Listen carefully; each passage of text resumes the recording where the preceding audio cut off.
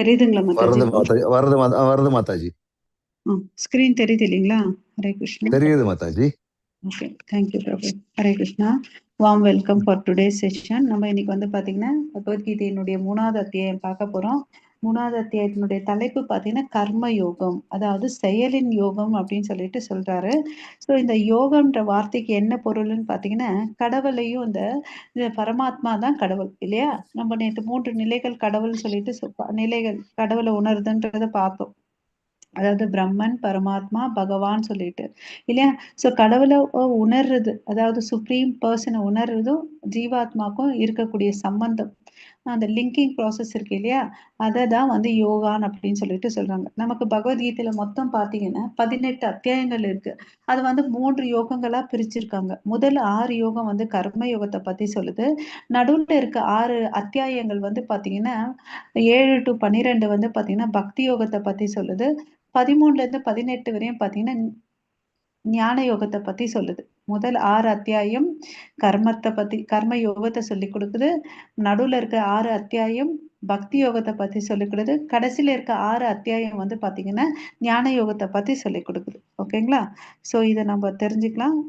நம்மளுடைய ஸ்ரீ ஸ்ரீ ராதா கோவிந்தராவ் அவங்களுடைய ஆசீர்வாதத்தோட இன்னைக்கு நம்மளுடைய கிளாஸுக்குள்ள போலாம். ஓகே, ஹரே கிருஷ்ணா. எல்லாரும் மியூட்ல இருந்துட்டே பிரணத்திய சொல்லுங்க. ஓம் நமோ பகவதே வாசுதேவாய. ஓம் நமோ பகவதே வாசுதேவாய. ஓம் நமோ பகவதே வாசுதேவாய. ஓம் அஜ்ஞானதிமிரந்தஸ்ய ஞானாகன்ஷலாகயா சக்ஷரன்மிலிதம் येन तस्मै श्री गुरवे नमः. श्री चैतन्य मनोभीष्टं स्थापितं येन भूतले स्वयं रूप कदा मह्यं ददाति स्वपदान्तिकं वन्देऽहं श्रीगुरो श्रीयुतपदकमलं श्रीगुरून् वैष्णवांश्च श्रीरूपं साग्रजातं सगगण रघुनाथान्वितं तं सजीवं साद्वैतं सावधूतं परिजनसहितं कृष्ण चैतन्य देवं श्रीराधा कृष्ण पदान् सगगण ललिता श्रीविशाखान्वितांश्च हे कृष्णा करुणा सिन्धु दीनबन्धो जगत्पते गोपेश गोपिका कान्त राधाकान्त नमोऽस्तुते तप्त काञ्चन गौराङ्गी राधे वृन्देवनेश्वरी वृषभानुसुते देवी प्रणमामि हरिप्रिये वाञ्छाकल्पतरुभ्यश्च कृपा सिन्धुभैव च पतितानां पावनेभ्यो वैष्णवेभ्यो नमो नमः. नमो महावादन्याय कृष्ण प्रेम प्रदायते कृष्णाय कृष्ण चैतन्य नाम्ने गौरवत्वेष नमः. नमो ब्रह्मण्य देवाय को ब्राह्मणेधाय च जगदिताय कृष्णाय गोविन्दाय नमो नमः. गुरवे गौरचन्द्राय राधिकाय तदालय कृष्णाय कृष्ण भक्ताय तद्भक्ताय नमो नमः. नमो विष्णुपादाय कृष्ण प्रेष्ठाय भूतले श्रीमते भक्तिवेदान्त स्वामिन् इति नामिने नमस्ते सरस्वती देवे गौरवाणी प्रचारिणी निर्विशेष शून्यवादे पाशाते शतारिणी. जय श्री कृष्ण चैतन्य प्रभो नित्यानंद श्री अद्वैत गदाधारा श्रीवासादि गौर भक्त वृंदा. हरे कृष्णा कृष्णा कृष्णा हरे हरे, हरे राम राम राम हरे हरे. हरे कृष्णा. இந்த அத்தியாயம் 3வது அத்தியாயத்துல படிக்கிறதுனால நமக்கு என்ன நன்மைன்றதை வந்து கீத மகாத்மியத்துல என்ன சொல்லியிருக்காங்கன்னு பார்க்கலாம். ஜடாவின் கதை. அதாவது ஜடான்ற ஒரு பிராமணன் இருந்தார். அவர் என்ன பண்ணாரு? பிராமணன்னா என்ன பண்ணணும்? வேதங்களை படிக்கணும். அப்புறம் வந்து அந்த ஊர் நலனுக்கோசம் என்னென்ன தேவையோ யக்னங்களை பண்ணணும் இல்லையா? வேதங்களை எல்லாருக்கும் சொல்லி கொடுக்கணும் இல்லையா? படிக்கவும் செய்யணும், எல்லாருக்கும் சொல்லி கொடுக்கவும் செய்யணும். அதுதான் வந்து ஒரு பிராமணனுடைய விதிக்கப்பட்ட கடமை. அவருடைய கடமை அதுதான் இல்லையா? அவர் என்ன பண்ணாரு? தனக்கு விதிக்கப்பட்ட கடமையை விட்டுட்டு, அதாவது வைசியனுக்கு உரிய அந்த பிசினஸ் இருக்கு இல்லையா, வணிகம், அதை பண்ண ஆரம்பிக்கிறார். ஓகேவா? அவருக்கு வந்து அந்த வணிகம் பண்றதுனால நிறைய சம்பாதிக்கிறார் இல்லையா? அதனால என்ன ஆகுது? நிறைய பேரோட பழக ஆரம்பிக்கிறார். அப்ப என்ன ஆகுதுன்னு பாத்தீங்கன்னா, தேவையில்லாத பழக்கங்கள், தீய பழக்கங்களுக்கு அடிமையாகிறார். ஓகேங்களா? ஸோ இப்படி அடிமையா இருந்துட்டு அந்த வியாபாரம் பண்ணிட்டு வாழ்ந்துட்டு வராரு. ஒரு நாள் இந்த வியாபாரத்தின் நிமித்தமா வனத்துக்கு காடு வழியா போற வேண்டிய சூழ்நிலை ஏற்பட்டது. அப்படி போடும் போது அந்த அடர்ந்த காடு, அவங்க பாதுகாப்பு இல்லை. இவர் ஒரு வணிகர்ன்றது தெரிஞ்சுட்டு கைப்பறி கொள்ளைக்காரர்கள் வழிபறித்து அவரை வந்து எல்லாத்தையும் எடுத்துட்டு அவரை கொன்னுடுறாங்க. ஸோ இவர் தான் செஞ்ச செயல் எல்லாம் வந்து தவறான செயல்ல, தவறான விஷயங்கள்லாம் பழக்கவழக்கத்தோட இருந்ததுனால, மரணத்திற்கு பிறகு அவர் எங்க போறாருன்னு பார்த்தீங்கன்னா, நரகத்துக்கு போறாரு. ஸோ இத தெரிஞ்சுக்கிட்ட அவங்க பசங்க, தன்னுடைய அப்பா இறந்துட்டாருன்னு சொல்லிட்டு, ஸோ அவங்க எங்க போறாங்க பார்த்தீங்கன்னா, காசிக்கு போறாங்க. அவரு நற்கதி அடையணுன்றதுக்கோசரம் காசிக்கு போறாங்க. ஆனா அவங்களுடைய மகன்கள்லாம் பார்த்தீங்கன்னா, கற்றறிந்த பிராமணர்களா இருந்தாங்க. வேதங்கள நல்லா உச்சாடனம் பண்ணி, வேதங்கள படிச்சு வாழ்ந்துட்டு வந்தாங்க. ஓகேங்களா? சரி நம்ம அப்பாவுக்கு நற்கதி அடையணும்னு சொல்லிட்டு காசிக்கு போறாங்க. போற வழியில அவர் எங்க வந்து கொல்லப்பட்டாரோ, அந்த இடத்துக்கு வராங்க. வந்து அந்த இடத்துல நின்னுட்டு அவங்க என்ன பண்றாங்கன்னா, இந்த கீதா பாராயணம் பண்றாங்க. இந்த 3வது அத்தியாயம் பாராயணம் பண்ண உடனே, அவங்களுக்கு எல்லாருக்கும் பார்த்தீங்கன்னா, மேல இருந்து ஒரு அசரீரிய சத்தம் கேட்குது. அதாவது நான் வந்து இந்த நரகத்துல இருந்து நற்கதி அடைஞ்சேன் அப்படின்னு சொல்லிட்டு அவர் சொல்றார். அந்த சத்தத்த வந்து இந்த பசங்கள்லாம் கேட்குறாங்க. ஸோ இதே மாரி நீங்க என்ன பண்ணுங்க, மறுபடியும் இந்த 3வது அத்தியாயத்த படிங்க. ஸோ அதனால நம்ம முன்னோர்கள் இருக்காங்க இல்லையா? அவங்களுக்கும் நற்கதி அடையட்டும் அப்படின்னு சொல்லிட்டு சொல்றாங்க. ஓகேவா? ஸோ இதனால நம்ம என்ன தெரிஞ்சுக்கிறோம்னா, யார் ஒருத்தன் வந்து இந்த 3வது அத்தியாயம் படிக்கிறாங்களோ அவங்களுக்கு நற்கதி கிட்டும். ஓகே. ஹரே கிருஷ்ணா. ஸோ இத வந்து நம்ம அந்த ஷாதம்லாம் பண்ணுவோம் இல்லைங்களா? அப்ப கூட இத வந்து நம்ம படிக்கலாம். ஓகே. அதுதான் இதனுடைய பலன். அனைவருக்கும் நற்கதி. ஹரே கிருஷ்ணா. ஸோ இந்த இன்ட்ரெஸ்டிங்கான விஷயத்தோட நம்ம இன்னைக்கு கர்ம யோகத்த பார்க்கலாம். ஓகேங்களா? இதுக்குள்ள நம்ம நேத்து எல்லாம் என்ன பார்த்தோன்றத வந்து நம்ம ஃபாஸ்ட்டா ரீகேப் பண்ணிக்கலாம். நேத்து வந்து மொத்தம் நமக்கு தெரியும் 70 எத்தன ஸ்லோகங்கள் இருந்துச்சு நேத்து சொல்லுங்க யாராவது?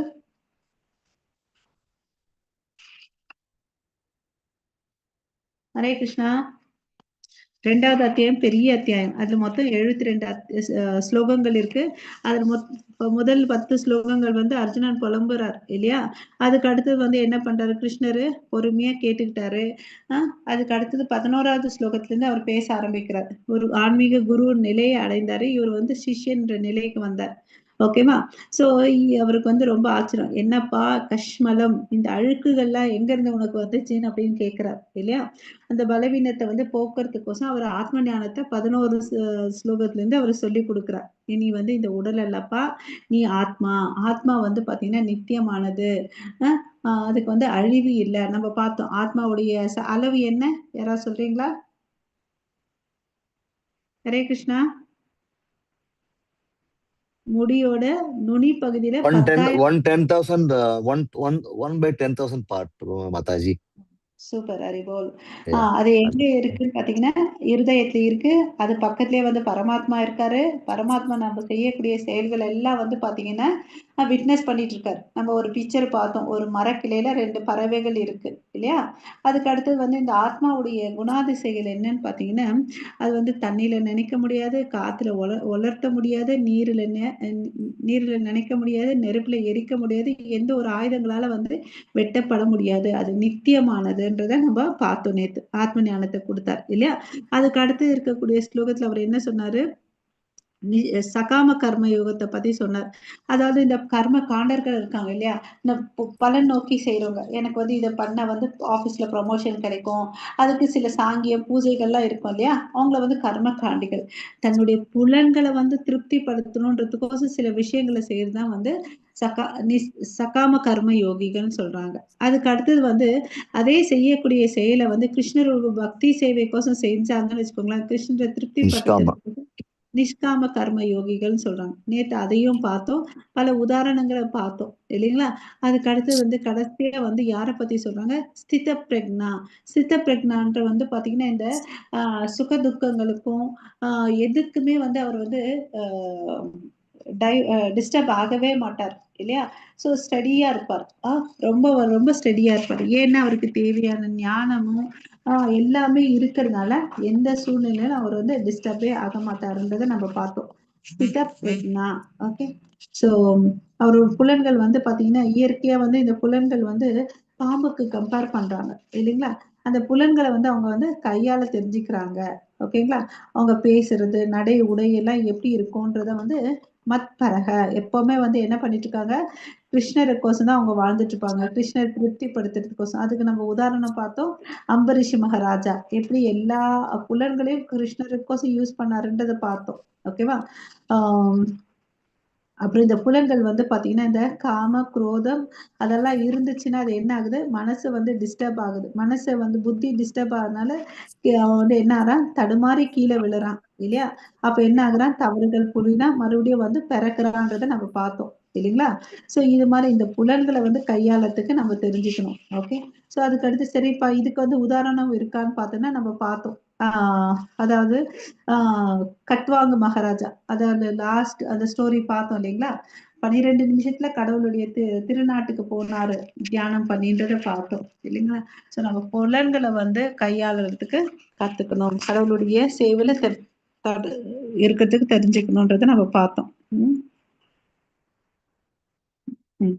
அதுதான் இந்த ஃப்ளோ சார்ட் நம்ம எப்பவுமே மனசுல வச்சுக்கணும். அதாவது ஒரு பொருட் மேல நமக்கு ஆசை. ஓகேவா? அதனால அது கிடைக்கலன்னு வச்சுக்கோங்களேன், அது மேல இன்னும் அதிக ஆசை கிடைக்குது. அதுதான் வந்து அதிக ஆசைய தான் காமம்னு சொல்றோம். அது ஆசை நிறைவேறாதனால நமக்கு என்ன ஆகுது? கோபம் வருது. கோபத்தால நம்ம என்ன ஆகுறோம்? புத்தி மயக்கமாகுது. நினைவு குழம்பி அறிவின்றி வீழ்ச்சி அடைகிறோம். தவறான செயல்கள செய்றோம். ஓகேவா? சோ இதுலருந்து நம்ம இது எப்படி நடக்குதுன்னா, ஒரு சின்ன உதாரணம். நம்ம எல்லாம் எங்கேயோ போறோம். ஒரு பொருள் வாங்கணும்னு ஆசை. அந்த பொருள் வாங்குறதுக்கு தேவையான அளவுக்கு ஒரு ஒரு நபர் கையில காசு இல்ல. ஆனா, அவனுக்கு அந்த பொருள் மேல ரொம்ப இச்சை இருக்கு. அதனால அவன் என்ன பண்றான்? திருடுறான். திருடி அந்த பொருள வாங்கணும்னு அனுபவிக்கணும்னு நெனைக்கிறான். தி திருடுறது தப்பா? கரெக்ட்டா?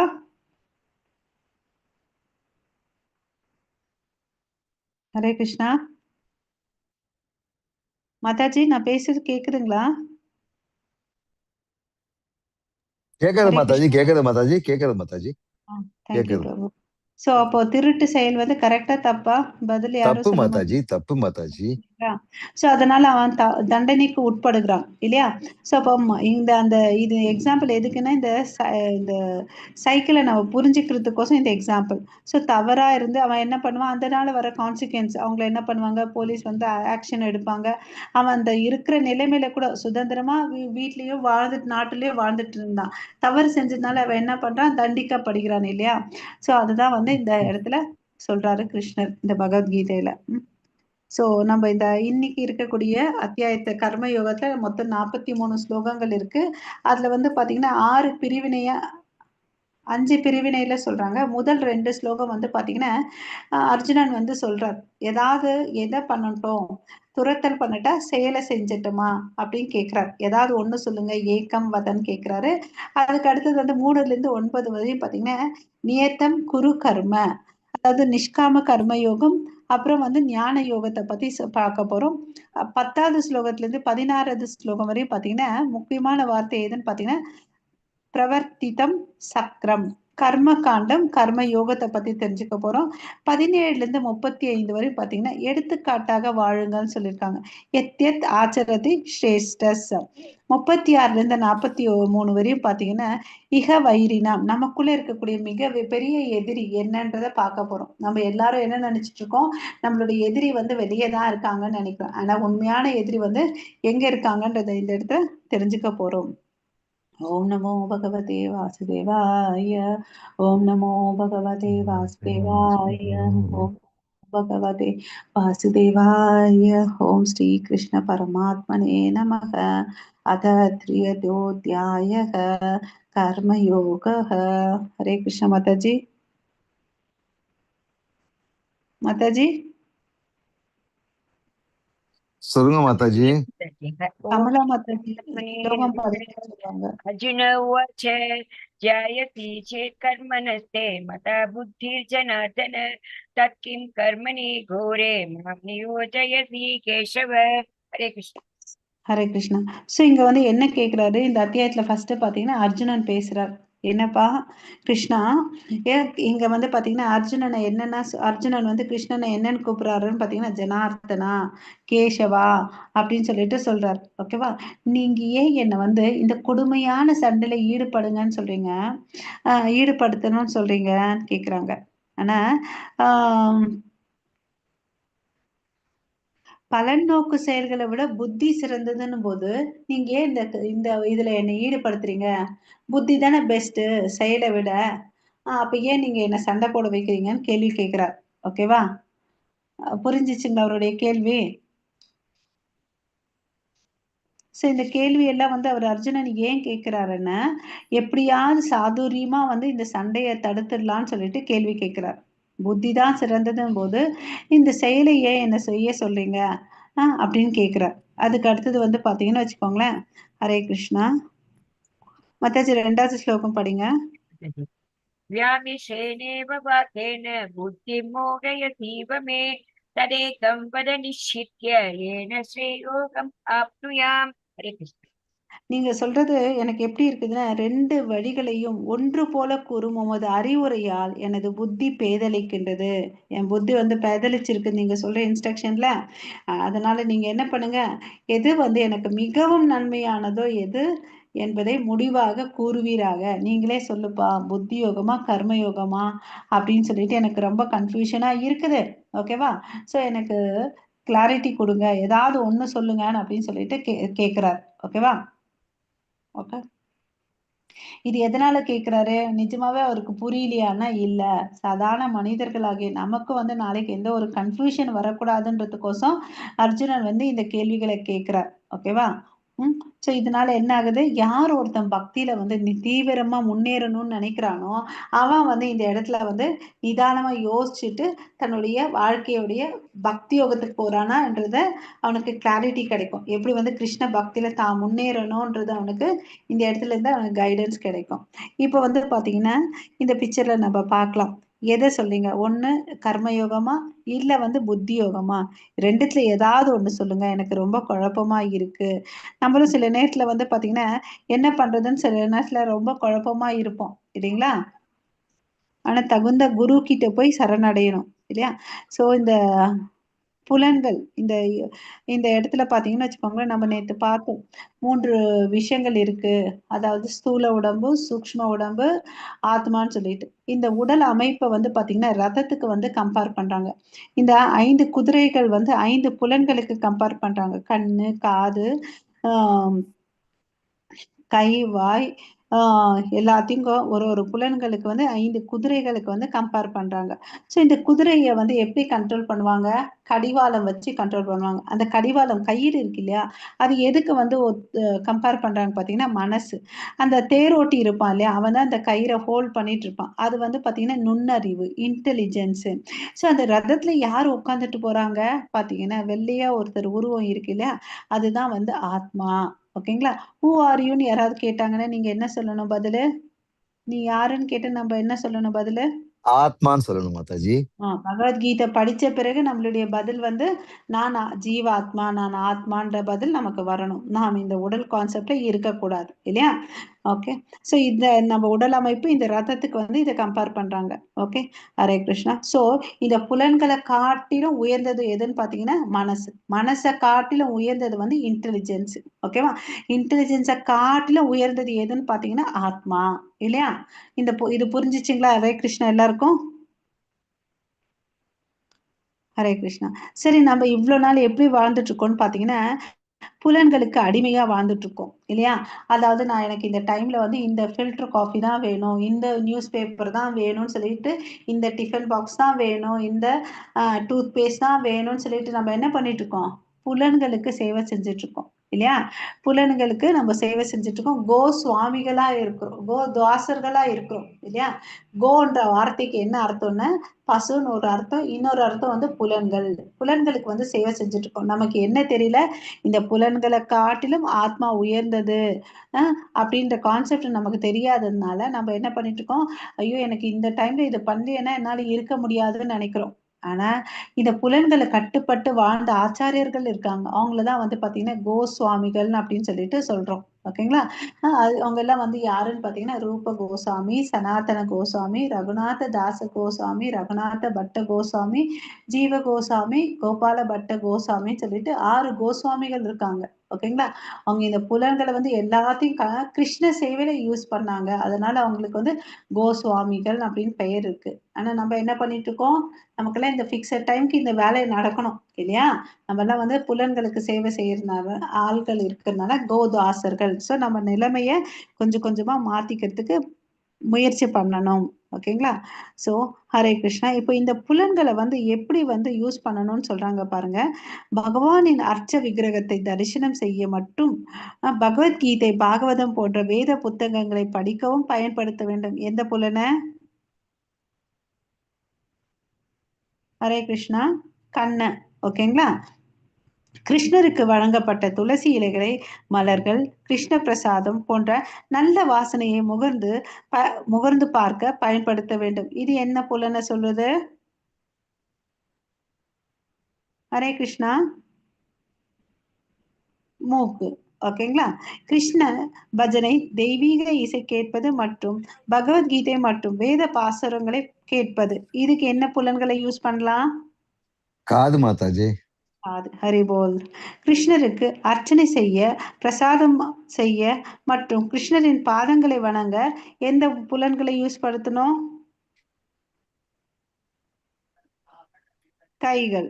ஓகேங்களா? சோ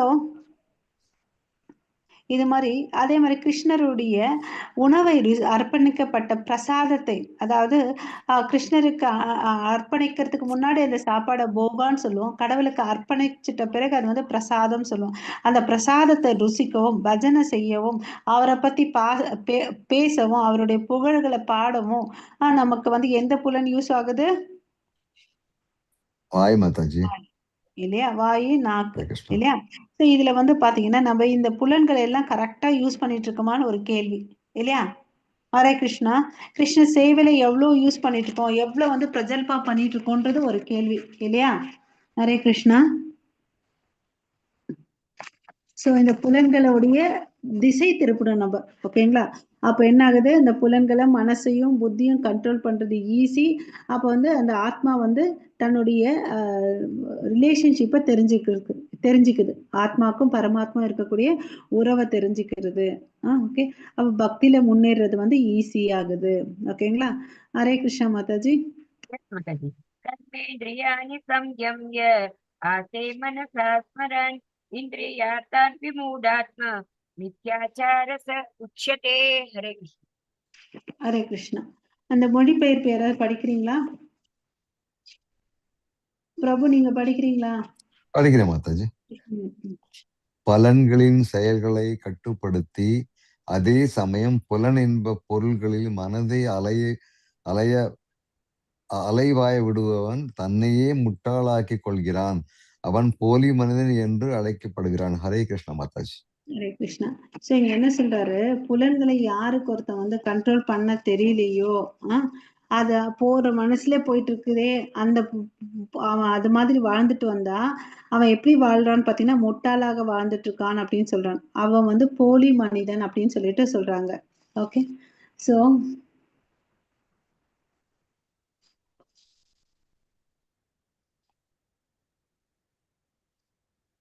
இந்த இடத்துல பாத்தீங்கன்னா மித்யாச்சார ச உச்சதே.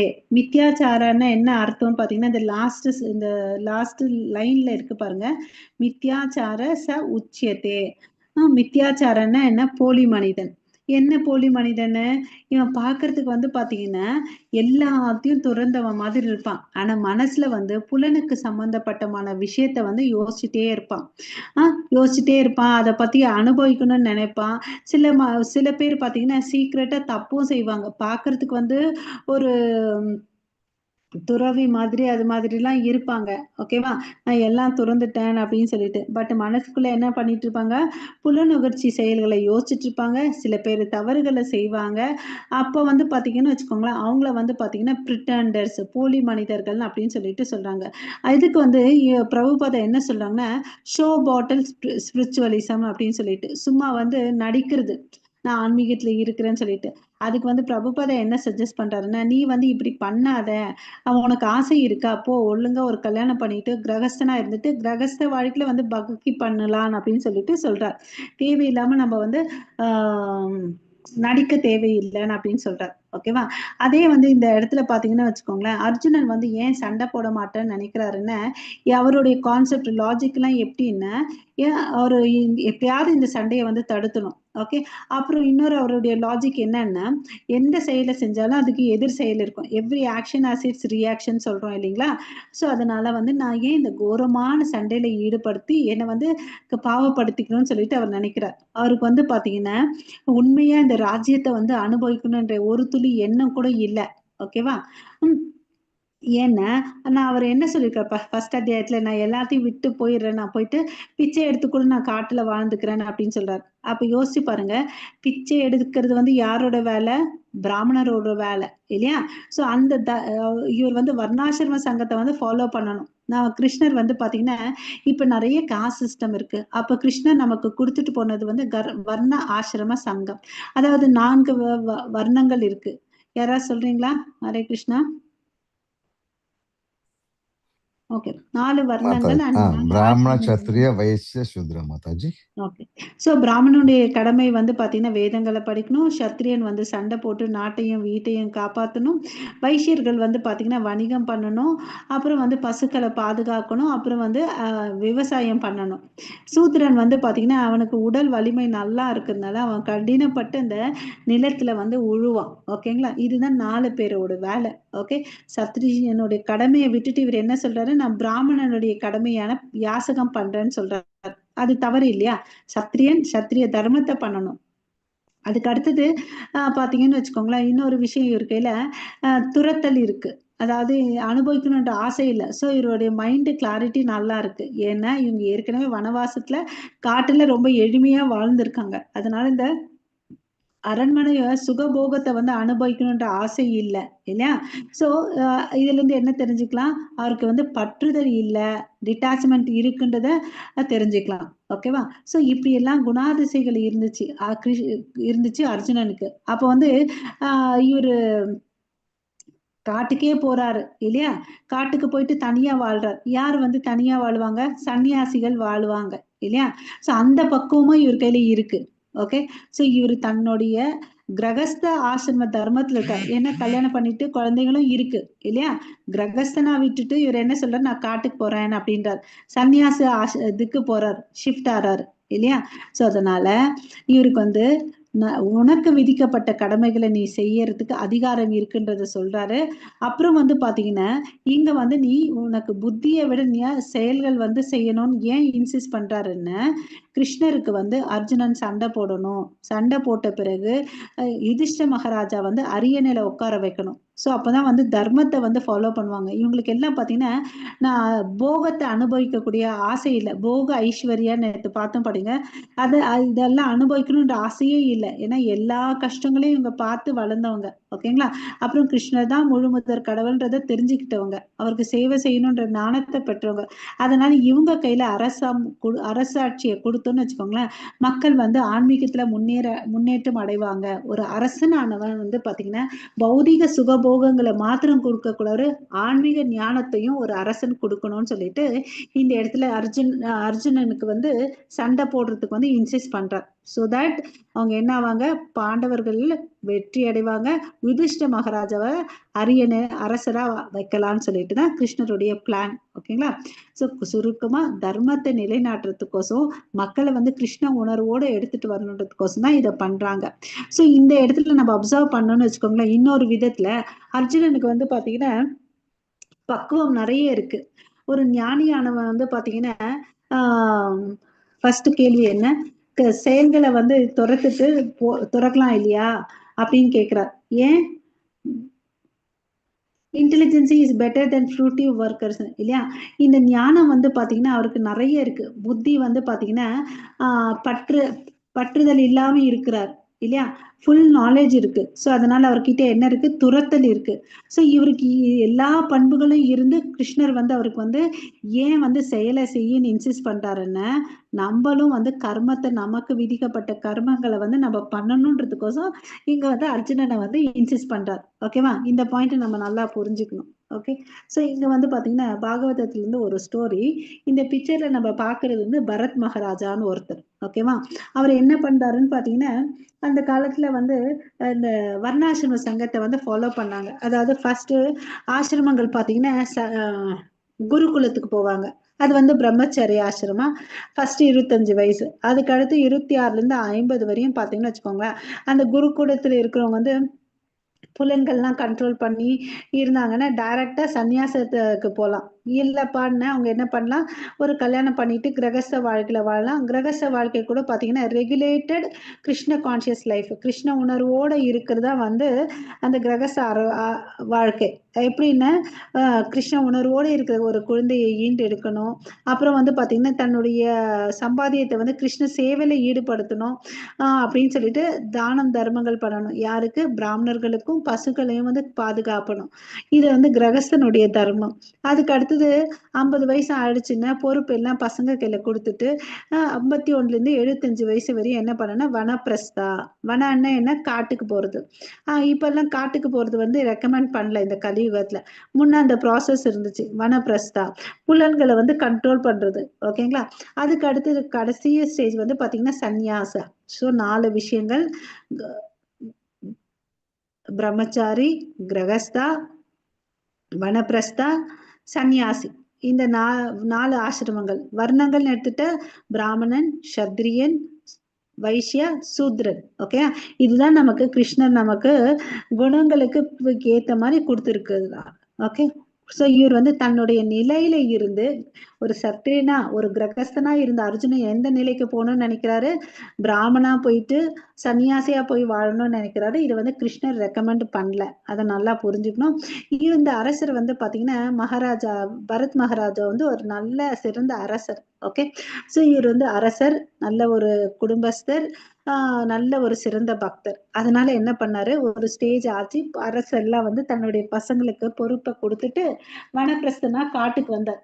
காட்டுக்கு வந்தவர் ஒரு ஆசிரமத்துல வந்து யாக யக்னங்கள்லாம் பண்ணிட்டு வாழ்ந்துட்டு வந்தார். ஒரு நாள் என்ன ஆகுது, நதிக்கரைக்கு போயிட்டு குளிச்சுட்டு வரலான்னு போறாரு.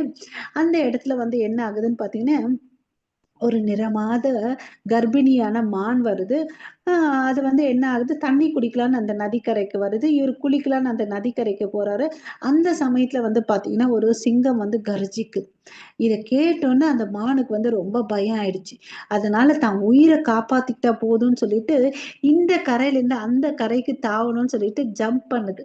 அந்த குதிக்கும் போது என்ன ஆகுதுன்னு பாத்தீங்கன்னா, நிறைமாத கர்ப்பிணியா இருக்கனால அந்த கண்ணுக்கு அந்த மான் குட்டி வந்து என்ன ஆகுதுன்னு பாத்தீங்கன்னா வயித்துல இருந்து இந்த பக்கம் விழுந்துடுது.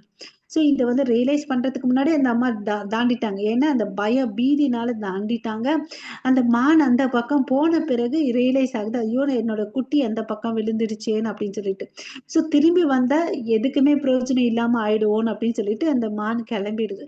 ஸோ இதை பார்த்த அந்த பரத் மகாராஜா என்ன பண்றாரு, அந்த குட்டி மான் பிறந்த மானை எடுத்துட்டு போய் தன்னோட குடியில வச்சுட்டு வளர்க்குறார். ஓகேவா. ஸோ வளர்த்துட்டு வர்றாரு. அதுவும் கொஞ்சம் பெருசாகுது. அதுக்கு தேவையான உணவெல்லாம் கொடுக்குறாரு.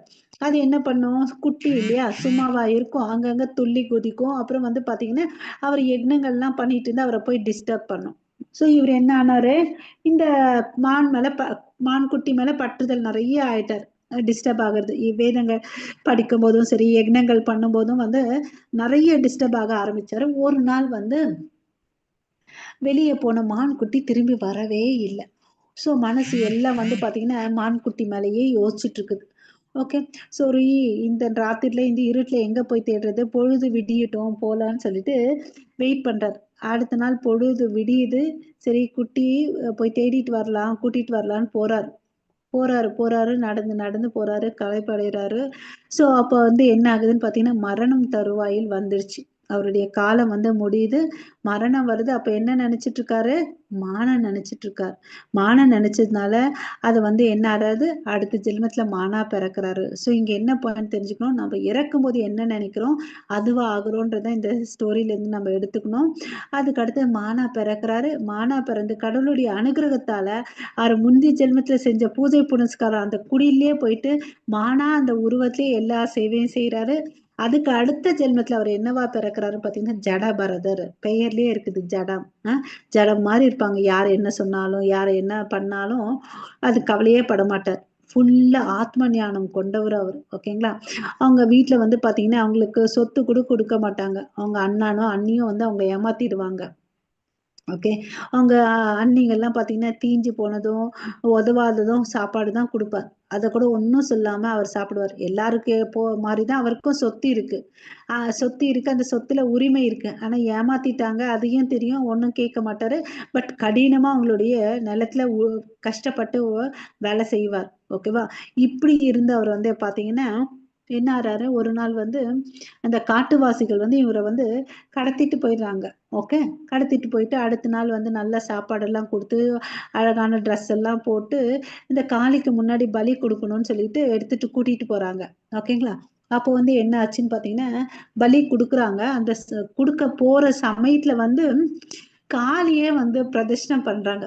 காளி வந்து யாரெல்லாம் வந்து பலி குடுக்கணும்னு நெனைக்கிறாங்களோ, அவங்கள பலி எடுத்துடுறாங்க. அவங்களுக்கு சாய்ச்சிடுறாங்க. ஓகே. என்னடா பண்ணிட்டு இருக்கீங்க? அவன் ஒரு கிருஷ்ண பக்தன். கிருஷ்ண பக்தனா போய் இப்படி பண்றதுன்னு சொல்லிட்டு எல்லாரையும் துவம்சம் பண்றாங்க. ஓகே. அந்த 3வது பிறவில வந்து அவர் என்னன்றாரு, கடவுளுடைய திருநாட்டுக்கு போறாரு. ஓகேங்களா? சோ இது இந்த ஸ்டோரில இருந்து நம்ம என்னென்ன தெரிஞ்சுக்கணும் டேக் ஹோம் மெசேஜ்ன்னா, அவர் அரசரு. எதனால வீழ்ச்சி அடைந்தாரு? மான் மேல பற்றுதலால வீழ்ச்சி அடைந்தார். சோ தேவையில்லாத இடத்துல தேவையில்லாத பற்றுதல நம்ம விட்டுடணும். ஓகே.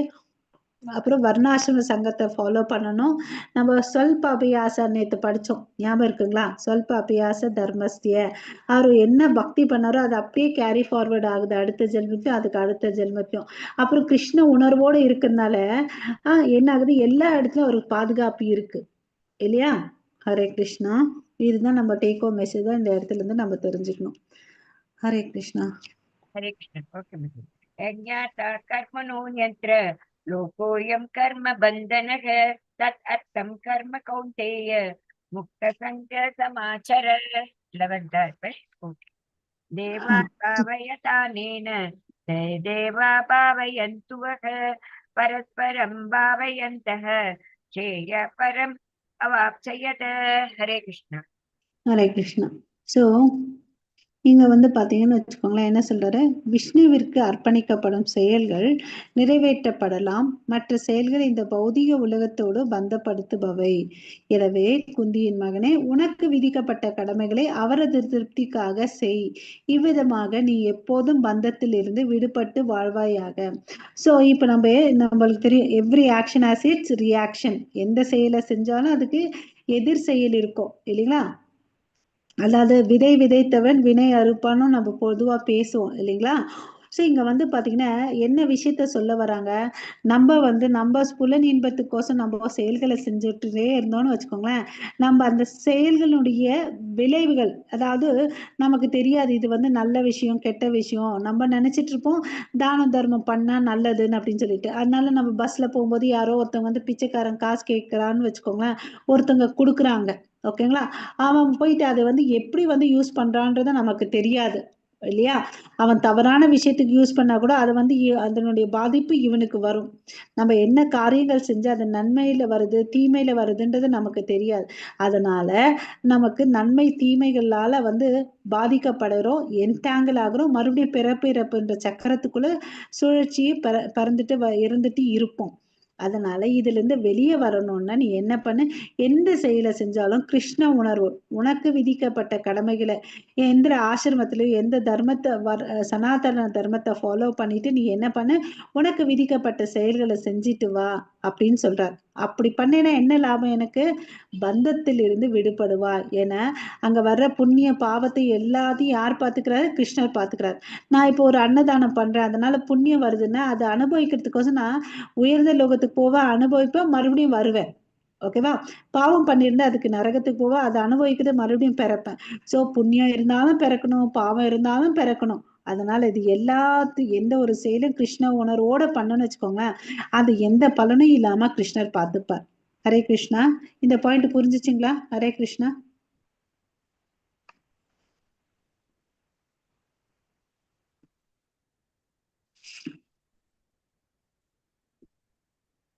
ஸோ நம்ம யாரை திருப்திப்படுத்தணும்? இந்த ஃபர்ஸ்ட் வேர்டே பார்த்தீங்கன்னா யக்னார்த்த கர்மனோ.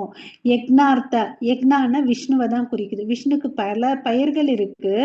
ஸோ இந்த ஒரு பெயர் யக்னான விஷ்ணுவை குறிக்குது. விஷ்ணுவை திருப்திப்படுத்துறதுக்கோசம் தான் நம்ம செயல்களை செய்யணும். இல்லைன்னா கர்ம பந்தனக, கர்மம் வந்து நம்மளை என்ன பண்ணும்? பந்தப்படுத்தும். ஸோ நம்ம வந்து வெளியே வரணும். இதுக்கு ஒரு சின்ன உதாரணம் பார்த்தீங்கன்னு வச்சுக்கோங்களேன். ஒரு வீரர் இருக்கார், போர் வீரர், மிலிட்ரி பர்சன், சோல்ஜர் இருக்காருன்னு வச்சுக்கோங்களேன். அவர் வந்து தேசத்துடைய எல்லை பகுதியில நின்றுட்டு எதிரிகளை கொன்னாருன்னு வச்சுக்கோங்களேன். அவங்களுக்கு என்ன பண்ணுவாங்க? அவார்டு கொடுப்பாங்க இல்லையா? அதே வந்து தான் வீட்டுக்கு வந்து பக்கத்து வீட்டுக்காரனையும் எதிர் வீட்டுக்காரையும் கொன்னாருன்னு வச்சுக்கோங்களேன். அவங்களுக்கு என்ன பண்ணுவாங்க? ஹரே கிருஷ்ணா. ஜெயில போடுவாங்க மாதாஜி. இல்லையா? தண்டனை கொடுப்பாங்க. ஆனா செயல் வந்து பாத்தீங்கன்னா ஒரே செயல் தான். அங்கேயும் கொன்னாரு, இங்கேயும் கொன்னாரு. அங்க ஏன் கொன்னாரு? நாட்டுடைய நலனுக்கோசம் கொன்னாரு. ஸோ அதனால அவார்டு கொடுக்குறாங்க. இங்க தன்னுடைய ஈகோ, ஈகோனாலையும் ப்ரைட்னாலையும் அவர் என்ன பண்றாரு? அப்பாவி மக்களை எதிர் வீட்டுக்காரனும் பக்கத்து வீட்டுக்காரனையும் கொன்னார். அதனால அவருக்கு என்ன ஆகும்? தண்டனை கொடுப்பாங்க. ஓகே, அது வந்து சேவை, நாட்டிற்கு சேவை. இது வந்து தன்னுடைய அகங்காரத்தினால அவர் செய்யறார். ஸோ அதனால வந்து இது கர்ம பந்தனகன்றதை நம்ம தெரிஞ்சுக்கணும். ஓகேவா? ஸோ அதுக்குதான் வந்து கிருஷ்ணர் என்ன சொல்றாரு? பக்தி பண்ணி கிராஜுவலா நம்ம என்ன பண்ணணும்? இந்த ரியாக்ஷன் ஆஃப் ஒர்க் இல்லையா, அதெல்லாம் மேல மேல போயிடும். உயர்ந்த தளத்துக்கு போகணும்னு சொல்றார். ஹரே கிருஷ்ணா. யாகங்களால் மகிழ்ச்சியடையும் தேவர்கள் உங்களையும் மகிழ்விப்பர். மனிதர்களுக்கும் தேவர்களுக்கும் இடையேனா இந்த இத்தகு ஒத்துழைப்பினால் அனைவரும் உயர்ந்த நலமுடன் வாழலாம். சோ இங்க என்ன சொல்றாங்க? 11th ஸ்லோகால. ஸோ இங்க வந்து பாத்தீங்கன்னா கடவுள் வந்து இந்த உலகத்தை வந்து சிருஷ்டி பண்ணும்போது எல்லாத்தையும் அவர் தான் படைக்கிறார் இல்லையா? சோ மனிதர்களையும் அவர் தான் படைக்கிறாரு, தேவர்களையும் படைக்கிறாரு, இந்த இயற்கை எல்லாத்தையும் அவர் தான் படைக்கிறார் இல்லையா? சோ இங்க பாருங்க, நமக்கு தேவையான காற்று, வெளிச்சம், நீர் எல்லாமே அவர்கிட்ட தான் வருது. இந்த உடம்ப வந்து பாத்தீங்கன்னா நம்மள மேனுஃபேக்சர் பண்ணோம் இல்லையா? இதுக்குள்ள ஆத்மா இருக்கு. இதுக்கு தேவையான வசதிகள் எல்லா இயற்கையில வந்து அவர் கொடுத்து வச்சிருக்கார் இல்லையா? இயற்கையில இருந்து வர்றதை வந்து நம்ம அனுபவிக்கணும், மறுபடியும் வந்து அவருக்கு திருப்பி கொடுக்கணும் இல்லையா? அப்பதான் வந்து பாத்தீங்கன்னா அது வந்து கரெக்ட். இல்லைன்னா நம்ம வந்து சுயநலமா அனுபவிக்கிறோம்னு தப்பு இல்லையா? நம்ம வந்து திருடனுக்கு சமமா ஆக்குறோம் அந்த இடத்துல இல்லையா? அவங்களுக்கு கொடுக்கலன்னு வச்சுக்கோங்களேன், நம்ம திருடனுக்கு வந்து சமமாகிறோம். ஓகே. கடவுள் வந்து இந்த தேவர்களை எதுக்கு அமைச்சு வச்சிருக்காங்கன்னா ஒவ்வொரு டிபார்ட்மெண்ட்டுக்கு ஒவ்வொருத்தரை இன்சார்ஜா வச்சிருக்காங்க. ஓகே. ஸோ இந்த எல்லா யக்னங்களுக்கும் வந்து யாரு மூலமா வந்து அனுபவிக்கிறாங்கன்னு பார்த்தீங்கன்னா கிருஷ்ணர். அவருக்கு வந்து யக்ன புருஷான் அப்படின்னு சொல்றாங்க. ஒன்றும் இல்லை, நம்ம வீட்லயே வந்து ஒரு கணபதி பூஜை ஏதோ ஒன்று பண்ணாலும் கடைசியில் அவங்க என்ன பண்றாங்க? ஓம் கிருஷ்ணார்பணம் அஸ்துன்னு சொல்றாங்க இல்லையா? ஸோ நீ தேவர்களுக்கு பூஜை பண்ணாலும் அதுக்கு கடைசி அந்த பலன் போய் யாருக்கு போகுது? கிருஷ்ணரை போகுது இல்லையா? கிருஷ்ணார்பணம் அஸ்துன்னா கிருஷ்ணருக்கு சமர்ப்பிக்கிறாங்க. கிருஷ்ணர் ரெக்கமெண்ட் பண்ணாதான் அந்த தேவர்களும் நமக்கு சாங்ஷன் பண்றாங்கன்றதை நம்ம புரிஞ்சுக்கணும். ஓகேங்களா? ஹரே கிருஷ்ணா. ஓகே. ஸோ இங்க வந்து பாத்தீங்கன்னா 3 விஷயங்கள் கொடுத்துருக்காங்க. ஒருத்தர் ஒன்னொன்னு படிக்கிறீங்களா? பௌதிக வாழ்க்கை. பிரபு படிக்கிறீங்களா பிரபு? அப்படியே இந்த டேபிளர் காலம் கீழே இருக்குது படிங்க. பௌதிக வாழ்க்கை படிக்கிற மாதாஜி. 1 செகண்ட்.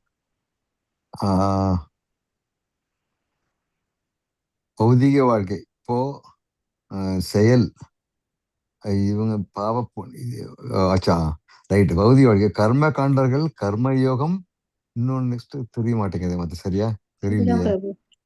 ரெண்டுதானா? ரெண்டே ஓகே ஓகே. கர்ம இப்போ யோகம் கர்ம காண்டம், கர்மயோகம் 2 இருக்கா? இந்த பௌதிக வாழ்க்கையில செயல் பண்றாங்கன்னாக்க இது பாவ புண்ணியம். பாவ புண்ணியத்துக்கு என்னன்னாக்க கர்ம காண்டர்கள்னா அவங்க வந்து பாவம், பாவையின்மை. இதே வந்து கர்ம யோகம்னு பண்ணா பாவையின்மை, புண்ணியம். இப்போ பாவமும் கிடையாது, புண்ணியமும் கிடையாது. ஏன்னா யோகம் பண்றாங்கன்னா சர்வம் கிருஷ்ணார்ப்பணம்ங்கிற மாதிரி. அதனால வந்து அவருக்கு பாவம் கிடையாது, புண்ணியமும் கிடையாது. அதே நெக்ஸ்ட் வந்து விருப்பம். இவங்க வந்து பௌதிக வாழ்க்கையில சுயநலம, அது கர்ம காண்டங்களை வந்து பலநோக்கு செயல்கள்னால பண்றாங்க. ஆனா கர்ம யோகக்காரங்க வந்து பற்றின்றி கடமையை செய்யறாங்க. அதே மாதிரி நெக்ஸ்ட் செயலை பற்றிய அறிவு. பௌதிக வாழ்க்கையில நானே அனுபவிப்பாளர்னு இருக்கும். கர்ம காண்டங்களுக்கு அதே இது நானே அனுபவிக்கணும் இருக்கு. அதே கர்மயோகம் தன்னை உரிமையாளராக கருதுவதில்லை. நெக்ஸ்ட், பகவான் மீதான நம்பிக்கை. பகவானை மறந்தவர்கள் பௌதிக வாழ்க்கையில, அதே கர்ம கண்டர்கள் பகவானை உபயோகப்படுத்தும். பிசினஸ் டீல், எனக்கு இது கொடுத்தனா நான் இது பண்றேன், இது ஆஃபர் பண்றேன் அப்படிங்கிற மாதிரி. கர்ம யோகத்துல பகவானை அவங்க பகவானால் உபயோகப்படுத்துவாங்க. மீன்ஸ் நம்மளுடைய எல்லாருடைய ஆக்ஷன்ஸும் அமரீஷ் மகாராஜா மாதிரி எல்லா பலன்களும் பகவானுக்கோசரம் யூஸ் பண்றாங்க அவங்க. அதே மாதிரி அடையும் பலன்கள் பார்த்தீங்கன்னா பௌதிக வாழ்க்கையில நரகம், சொர்க்கம். கர்ம காண்டர்கள் பெரும்பாலும் சொர்க்கம் போவாங்க. ஏதோ நல்ல வேலை பண்ணா எல்லாத்துக்கும் புண்ணியத்தை அனுபவிக்கிறது சொர்க்கம் போய் ஆகணும். ஆனா சொர்க்கம் போனா திருப்பி அது முடிஞ்ச உடனே திருப்பி கீழே பிறக்கணும். கர்ம யுகத்துக்கு அப்படி கிடையாது, முக்தி கிடைச்சிடும். திருப்பி பிறப்பு ஏற்ப சூழல்ல மாட்டிக்க மாட்டாங்க. ஹரே கிருஷ்ண மாதாஜி. தேங்க்யூ பிரபு. ஹரே கிருஷ்ணா. ஹரே இங்க கிருஷ்ணா. பாத்தீங்கன்னா இந்த பகவத்கீதை, இந்த வேதங்கள் எல்லாமே பாத்தீங்கன்னா எல்லா விதமான ஞானம் உள்ளவருக்கு, அதாவது லெஸ் இன்டெலிஜென்ட் பீப்புள்ல இருந்து ஹை இன்டெலிஜென்ட் பீப்புள் வரையும் வச்சிருக்கிறது தான் இந்த வேதங்கள். ஏன்னா இந்த வேதங்களுடைய நோக்கம் என்ன? கடவுளை தெரிஞ்சுக்கணும் இல்லையா, பரமாத்மாவை தெரிஞ்சுக்கணும், அவர்கிட்ட போகணும். அதுதான் ஹையஸ்ட் கோல் இல்லையா. அதுக்கு பாத்தீங்கன்னா நீ எப்படி இருந்தாலும் உனக்கு ஒரு கேட்டகரைஸ் பண்ணி உன் நிலையிலேருந்து நெக்ஸ்ட் நிலைக்கு போறது என்னன்றதே இந்த இடத்துல தெரிஞ்சுக்கலாம். ஓகேங்களா. இந்த பௌதிக வாழ்க்கையை வாழ்றவங்களை கர்மிகள்னு சொல்லலாம். ஓகே, கர்மிகள் கர்ம காண்ட நிலைக்கு போகலாம், கர்ம காண்டத்துல இருந்து கர்ம யுகத்துக்கு போகலாம். ஸோ ஏன் நான் கர்ம யுகத்துக்கு போனோம், என்ன லாபம் வரும், நமக்கு என்ன செஞ்சாலும் என்ன, எனக்கு இது பண்ண என்ன லாபம், நம்ம கேட்கிற ஆளுங்க தான். கர்மயோகத்தை கடைபிடிச்சா நமக்கு என்ன கிடைக்கும்? முக்தி கிடைக்கும். ஸோ அவங்களுடைய மனோபாவம் எப்படி இருக்கும்னு பாத்தீங்கன்னா, எதை மேல பற்று இல்லாம கடமையை, தனக்கு விதிக்கப்பட்ட கடமையை அவங்க பற்றின்றி கிருஷ்ண உணர்வோட தான் உரிமையாளர் இல்ல, பகவான் தான் உரிமையாளர், அவர் தான் முதல் கடவுள் தெரிஞ்சுக்கிட்டு செயல்களை செய்யறாங்க. ஓகேவா. அவங்க கிருஷ்ண உணர்வோட செய்யறதுனால அந்த செயல்களுடைய தன்மை பாவமும் இல்லை புண்ணியமும் இல்லை. ஓகேவா. அவங்களை தன்னை கிருஷ்ணருடைய சேவைக்கு உபயோகப்படுத்திக்கிறாங்க. ஓகேங்களா. ஆனா கர்ம காண்டர்கள் பாத்தீங்கன்னா கிருஷ்ணரை தன்னோட சேவைக்கு யூஸ் பண்ணிக்கிறாங்க. எப்படி நம்ம ஹோட்டல்ல போனா எனக்கு 2 இட்லி மசால் தோசை வேணும்னு ஆர்டர் பண்றோமோ, நிறைய பேர் என்ன நினைச்சுக்கிறாங்கன்னா கடவுளை ஆர்டர் சப்ளையர்னு நினைச்சிட்டு போய் பார்த்தோன்னு வச்சுக்கோங்களேன், கோயில்ல பெரிய லிஸ்டா போடுவாங்க பிரார்த்தனையில இல்லையா, இதை பண்ணனா இதை பண்றேன் அப்படின்னு சொல்லிட்டு. இவங்க கர்ம காண்டர்கள். இவங்க பாத்தீங்கன்னா தவறானவங்க அல்ல. இவங்க என்ன பண்ணது, ரொம்ப பெஸ்ட் பாலிசி மேக்கர்ஸ். வேதங்களை படிப்பாங்க, இதை பண்ண எனக்கு இது கிடைக்கும் அப்படின்னு தெரிஞ்சுப்பாங்க. எனக்கு சத்யநாராயண பூஜை பண்ணா எனக்கு புத்திர பாக்கியம் கிடைக்கும், அதனால வேதங்களை சொல்லியிருக்க சில விஷயங்கள் எல்லாம் ஃபாலோ பண்றதுனால அவங்க எங்க போறாங்க? சொர்க்கத்துக்கு போறாங்க. மறுபடியும் இவங்க என்ன ஆவாங்க? பிறப்பாங்க. வாய்ப்பு இருக்கு. பகவானை இவங்க யூஸ் பண்ணிக்கிறாங்க தன்னுடைய சுயநலத்துக்கு. அதே பௌதிக வாழ்க்கையில வாழ்ந்துட்டு இருக்கக்கூடிய கர்மிகள் பாத்தீங்கன்னா, நான் கஷ்டப்படுறேன், நான் சம்பாதிக்கிறேன், தன்னுடைய சுயநலத்துக்கோசம் வாழ்றவங்க. ஓகேவா. அவங்க பகவான்ற ஒருத்தவங்க எல்லாம் இருக்காங்கன்ற ஒரு கான்செப்ட் அவங்களுக்கு இருக்காது. நான் கஷ்டப்படுறேன்ப்பா, நான் அனுபவிக்கிறேன், நான் நல்லா இருக்கணும், என் குடும்பம் நல்லா இருக்கும். அவங்களுடைய சிம்பிள் லைஃப் ஆஃப் சர்க்கிள் அவ்வளவுதான் இருக்கும். அவங்க கர்மத்துக்கு ஏத்த மாதிரி எங்க வேணாலும் போகலாம். அவங்க செயல் எப்படி இருக்குன்றது தெரியாது. செயலின் தன்மை. பாவம் பண்ணியிருந்தா நரகத்துக்கு போவாங்க, புண்ணியம் பண்ணியிருந்தா சொர்க்கத்துக்கு போவாங்க. இந்த டேபிள் காலம் கிளியரா இருக்க எல்லாருக்கும்? ஹரே கிருஷ்ணா. பதிலே சொல்ல மாட்டேன்னீங்க. ஹரே கிருஷ்ணா. ஓகே. ஸோ இங்க பாத்தீங்கன்னா, ஆனா இந்த இடத்துல பாத்தீங்கன்னு வச்சுக்கோங்களேன், இந்த கலியுகத்துடைய தர்மம் என்ன பாத்தீங்கன்னா, நாம் ஹரே கிருஷ்ணா மகாமந்திரத்தை சொல்லணும். ஓகேங்களா. ஃபர்ஸ்ட் நம்ம இந்த பஞ்ச தத்துவத்தை கத்துக்கலாம். நான் சொல்றேன், நீங்க திருப்பி சொல்றீங்களா? ஹரே கிருஷ்ணா. அன்மியூட் பண்ணிக்கிறீங்களா? ஹரே கிருஷ்ண மாதாஜி. பிரபு, இது ஜெய் ஸ்ரீ கிருஷ்ணா, ஜெய் ஹரே ஸ்ரீ கிருஷ்ணா, கிருஷ்ணா, சைத்தன்யா, சைத்தன்யா, பிரபோ நித்யானந்தா, பிரபு பிரபோ நித்யானந்தா, நித்யானந்தா, ஸ்ரீ அத்வைதா, ஸ்ரீ ஸ்ரீ அத்வைதா, அத்வைதா, கதாதார, கதாதார, கதாதார, ஸ்ரீவாசாதி, ஸ்ரீவாசாதி, ஸ்ரீவாசாதி, கௌர பக்த விருந்தா. கௌர பக்த விருந்தா. தேங்க்யூ மாதாஜிஸ் பிரபுஜிஸ். இங்க வந்து பாத்தீங்கன்னா பஞ்ச தத்துவான்னு சொல்றாங்க. இந்த வார்த்தை இந்த ஸ்லோகத்தை ஏன் சொல்றாங்கன்னா, பஞ்சான்னு என்ன, பாஞ்சு, அஞ்சு இல்லையா? யார் 5 பேரை குறிக்கிறாங்கன்னு பாத்தீங்கன்னா, அஹ், கிருஷ்ணா, கிருஷ்ண சைத்தன்யா, கிருஷ்ண சைத்தன்யா. இந்த கலியுகத்துல வந்து கடவுள் வந்து என்ன அவதாரமா வந்து போனாருன்னு பாத்தீங்கன்னா, சைத்தன்ய மகாபிரபுவா வந்து போனார். ஓகேங்களா? அவர் வந்து சாட்சாத் பகவான் கிருஷ்ணர் தான். அதுக்கு அடுத்தது நித்யானந்தர். நித்யானந்தர் யாரை குறிக்கிறாருன்னு பாத்தீங்கன்னா பலராமர். நம்ம வந்து இந்த ஆஹ் துவாரக துவாபர யுகத்துல வந்து கிருஷ்ண லீலையை பார்த்திருக்கோம் இல்லைங்களா? கிருஷ்ணர் தான், அவர் கூட வந்தவர் வந்து பலராமர். அதே வந்து திரேதா யுகத்துல ராமர் பலராமர் வந்தார் இல்லையா? அந்த ராமர், கிருஷ்ணர், சைத்தன்யர் எல்லாம் ஒருத்தவங்க தான். ஓகேங்களா? அப்ப லக்ஷ்மணா இருந்தவர் தான் பலராமரா வந்தார். அந்த பலராமர் தான் இந்த யுகத்துல வந்து நித்யானந்தரா வந்தாருன்றத நம்ம தெரிஞ்சுக்கணும். அப்புறம் வந்து அத்வைதான் அப்படின்னு சொல்றோம். அத்வைத ஆச்சாரியர் யாருன்னு பாத்தீங்கன்னா, மகாவிஷ்ணு, சிவன் இருக்காரு இல்ல, அவங்களோட 2 பேருடைய கலவை தான் வந்து பாத்தீங்கன்னா அத்வைதாச்சாரர். கதாதர் யாருன்னு பாத்தீங்கன்னா ஸ்ரீமதி ராதாராணி வராங்க இந்த கலியுகத்துல. கதாதர் ஆணுடைய உருவத்துல வராங்க. அப்புறம் வந்து ஸ்ரீவாஸ் ஆதி, அவர் யாருன்னு பாத்தீங்கன்னா நாராயணன், நாரதமுனி. ஓகேங்களா? நாரதமுனி தெரியும் நமக்கு, எப்பவுமே வந்து திரிலோக சஞ்சாரி, நாராயணா நாராயணான்னு உச்சாரணம் பண்ணிட்டே இருப்பாங்க. அவர் வந்து ஒரு தூய பக்தர். இவங்க எல்லாரையும் குறிக்கிறது தான் வந்து இந்த பஞ்ச தத்துவ மந்திரம்.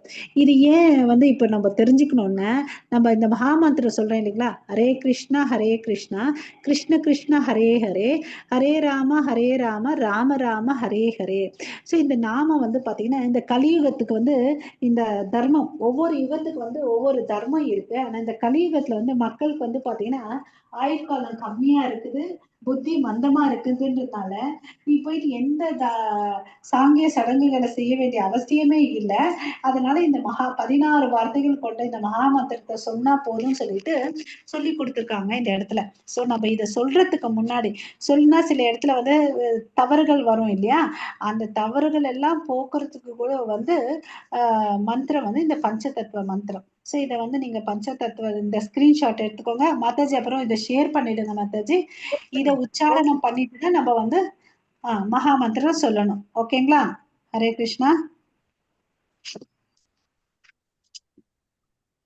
இதுதான் இந்த ஸ்கிரீன்ஷாட் எடுத்துட்டு வச்சுக்கோங்க. நம்ம கிட்ட வந்து ஜபமாலை இருக்கும். அதுல வந்து பாத்தீங்கன்னா 108 மணிகள் இருக்கும். அந்த 108 மணிகளுக்கு மேல ஒரு மணி வந்து எக்ஸ்ட்ராவா இருக்கும். அதை வந்து தலைமணின்னு சொல்லுவோம், ஹெட் பீடுன்னு அப்படின்னு சொல்லிட்டு. அந்த ஹெட் பீடை புடிச்சுக்கிட்டு தான் இதை வந்து நம்ம இந்த பஞ்ச தத்துவத்தை சொல்லணும். மித்த ஒவ்வொரு மணிக்கும் வந்து ஒவ்வொரு முறையும் கம்ப்ளீட்டா சொல்லணும். ஹரே கிருஷ்ணா கிருஷ்ண கிருஷ்ணா ஹரே ஹரே, ஹரே ராம ராம ராம ஹரே ஹரே. இது ஒரு மணியை பிடிச்சிட்டு ஒரு முறை சொல்லணும். அதுக்கு அடுத்து இன்னொரு மணியை பிடிச்சிட்டு மறுபடியும் இந்த 16 வார்த்தைகள் கொண்ட மந்திரத்தை சொல்லணும். அது மாதிரி 108 முறை பண்ணோம்னு வச்சுக்கோங்களேன், ஒரு மாலை ஆகுது. ஓகேங்களா? ஹரே கிருஷ்ணா. மாதாஜி. शिष्टाशिनः सन्तो मुच्यन्ते सर्वकिल्बिषः भुञ्जते त्वगं पाप ये पञ्चत्यात्म कारणा. हरे कृष्ण. ஹரே கிருஷ்ணா. சோ யாகத்தில் அர்ப்பணிக்கப்பட்ட உணவை உண்பதனால என்ன ஆறாங்க, பகவானின் பக்தர்கள் எல்லா விதமான பாவங்களில் இருந்து விடுபடுகிறார்கள். தங்களது சுய புலனின்பத்திற்காக உணவு தயாரிப்பவர்கள் பாவத்தை உண்கிறார்கள். ஓகேவா? சோ இங்க நம்ம என்ன தெரிஞ்சுக்கணும், கடவுளுக்கு அர்ப்பணிச்சிட்ட பிறகு அதை எடுத்து அது பிரசாதம். சோ பிரசாதம் சாப்பிட்றதுனால நமக்கு என்ன நன்மைகள் ஆகுதுன்னு பாத்தீங்கன்னு வச்சுக்கோங்களேன். நமக்கு வந்து நம்மளுடைய பாவ கர்மங்கள் இருக்கும் இல்லைங்களா, அதெல்லாம் வந்து மெல்ல மெல்லமா குறையும். ஓகேங்களா? அப்புறம் நம்ம வந்து தன்னை உணர்தல், செல்ஃப் ரியலைசேஷன் பாத்துல இருக்கக்கூடிய பக்திய உடைய பாதையில இருக்கக்கூடிய தடைகள் எல்லாம் வந்து விலகும். ஓகேவா? சோ இந்த ஒரு நன்மைக்கோசம் நம்ம என்ன பண்ணணும், பிரசாதம் எடுத்துக்கிட்டோம். அதாவது இதை நம்ம சிம்பிளா புரிஞ்சுக்கோன்னா, நம்ம எல்லாரும் வந்து கோவிட் டைம்ல நமக்கு கோவிட் வந்துச்சோ இல்லையோ, நம்ம என்ன பண்ணணும், எல்லாரும் என்ன போய் போட்டுக்கிட்டோம், தடுப்பூசி போட்டுக்கிட்டோம் மாதாஜி. தடுப்பூசி போட்டுக்கிட்டோம். அது என்ன, பாதுகாப்புக்கோசம். அது மாதிரிதான் இந்த பிரசாதம்ன்றது வந்து நமக்கு ஒரு கவசம் மாதிரி. தேவையில்லாத உணவு யாரோ பக்தர் அல்லாத சமைச்சிட்டாங்கன்னு வச்சுக்கோ, இல்ல நம்ம எனக்கு இது பிடிக்கும் அதனால ஒரு ஐட்டமை சமைச்சு நான் சாப்பிட்டோம்னு வச்சுக்கோங்களேன், அது வந்து பாவத்தை கொடுக்கும்னு அப்படின்னு சொல்றாங்க. ஏன்னா யக்ன புருஷா இல்லையா, யக்னத்துக்கு புருஷன் யாரு, விஷ்ணு பகவான் இல்லையா, அவருக்கு அர்ப்பணிச்சுட்டு தான் நம்ம சாப்பிடணும்னு அப்படின்றார் இல்லையா. ஹரே கிருஷ்ணா. அது வந்து இந்த அடுத்த ஸ்லோகத்துல பார்க்கலாம். ஹரே கிருஷ்ண மாதாஜி. भवन्ति भूतानि पर्जन्यात् असम्भवः यज्ञो भवति पर्जन्यो यज्ञकर्म समुद्भवः. हरे ஓகே. ஸோ அன்னாத் பவந்தி பூதானி, அதாவது எல்லா உயிரினங்களும் வந்து பாத்தீங்கன்னா எந்த ஜீவராசிகளும் பாத்தீங்கன்னா எதை சார்ந்து வாழுது, உணவை சார்ந்துதான் வாழுது இல்லையா, தானியங்கள் சார்ந்து வாழுது. ஸோ இந்த தானியங்கள்லாம் எங்க இருந்து வருது, மழையிலிருந்து வருது. அந்த மழை யார் கொடுக்கறது, இந்திர பகவான் கொடுக்கிறார். இந்திரன் வந்து பாத்தீங்கன்னா எப்படி திருப்தி பண்ண, அவனுக்கு ஏன் கொடுக்குறாருன்னா அவருக்கு அந்த போஸ்ட் கொடுத்துருக்காங்க கிருஷ்ணர் இல்லையா. சோ இத வந்து ஒரு சிம்பிள் சைக்கிளா பார்க்கணும்னா இந்த இடத்துல பார்க்கலாம். யாக சக்கரத்தை, அதாவது பகவான் கிருஷ்ணர் இருக்கார், அவருடைய நாபிலிருந்து வந்தது யாரு, பிரம்மா. பிரம்மா மாதாஜி. பிரம்மாக்கு வந்து வேதங்களை சொல்லி கொடுக்கிறாரு கிருஷ்ணர் இல்லையா. ரிக்யஜுர் சாம அதர்வண வேதங்கள்லாம் நமக்கு தெரியும். அந்த வேதங்கள்ல சொல்லி இருக்குது, அந்த வேதங்கள்ல சொல்லி இருக்கிற மாதிரி ஒருத்தன் வந்து பூஜை புனஸ்காலம் பண்ணான்னு வச்சுக்கோங்களேன், என்ன ஆகும், மழை வரும். ஓகே.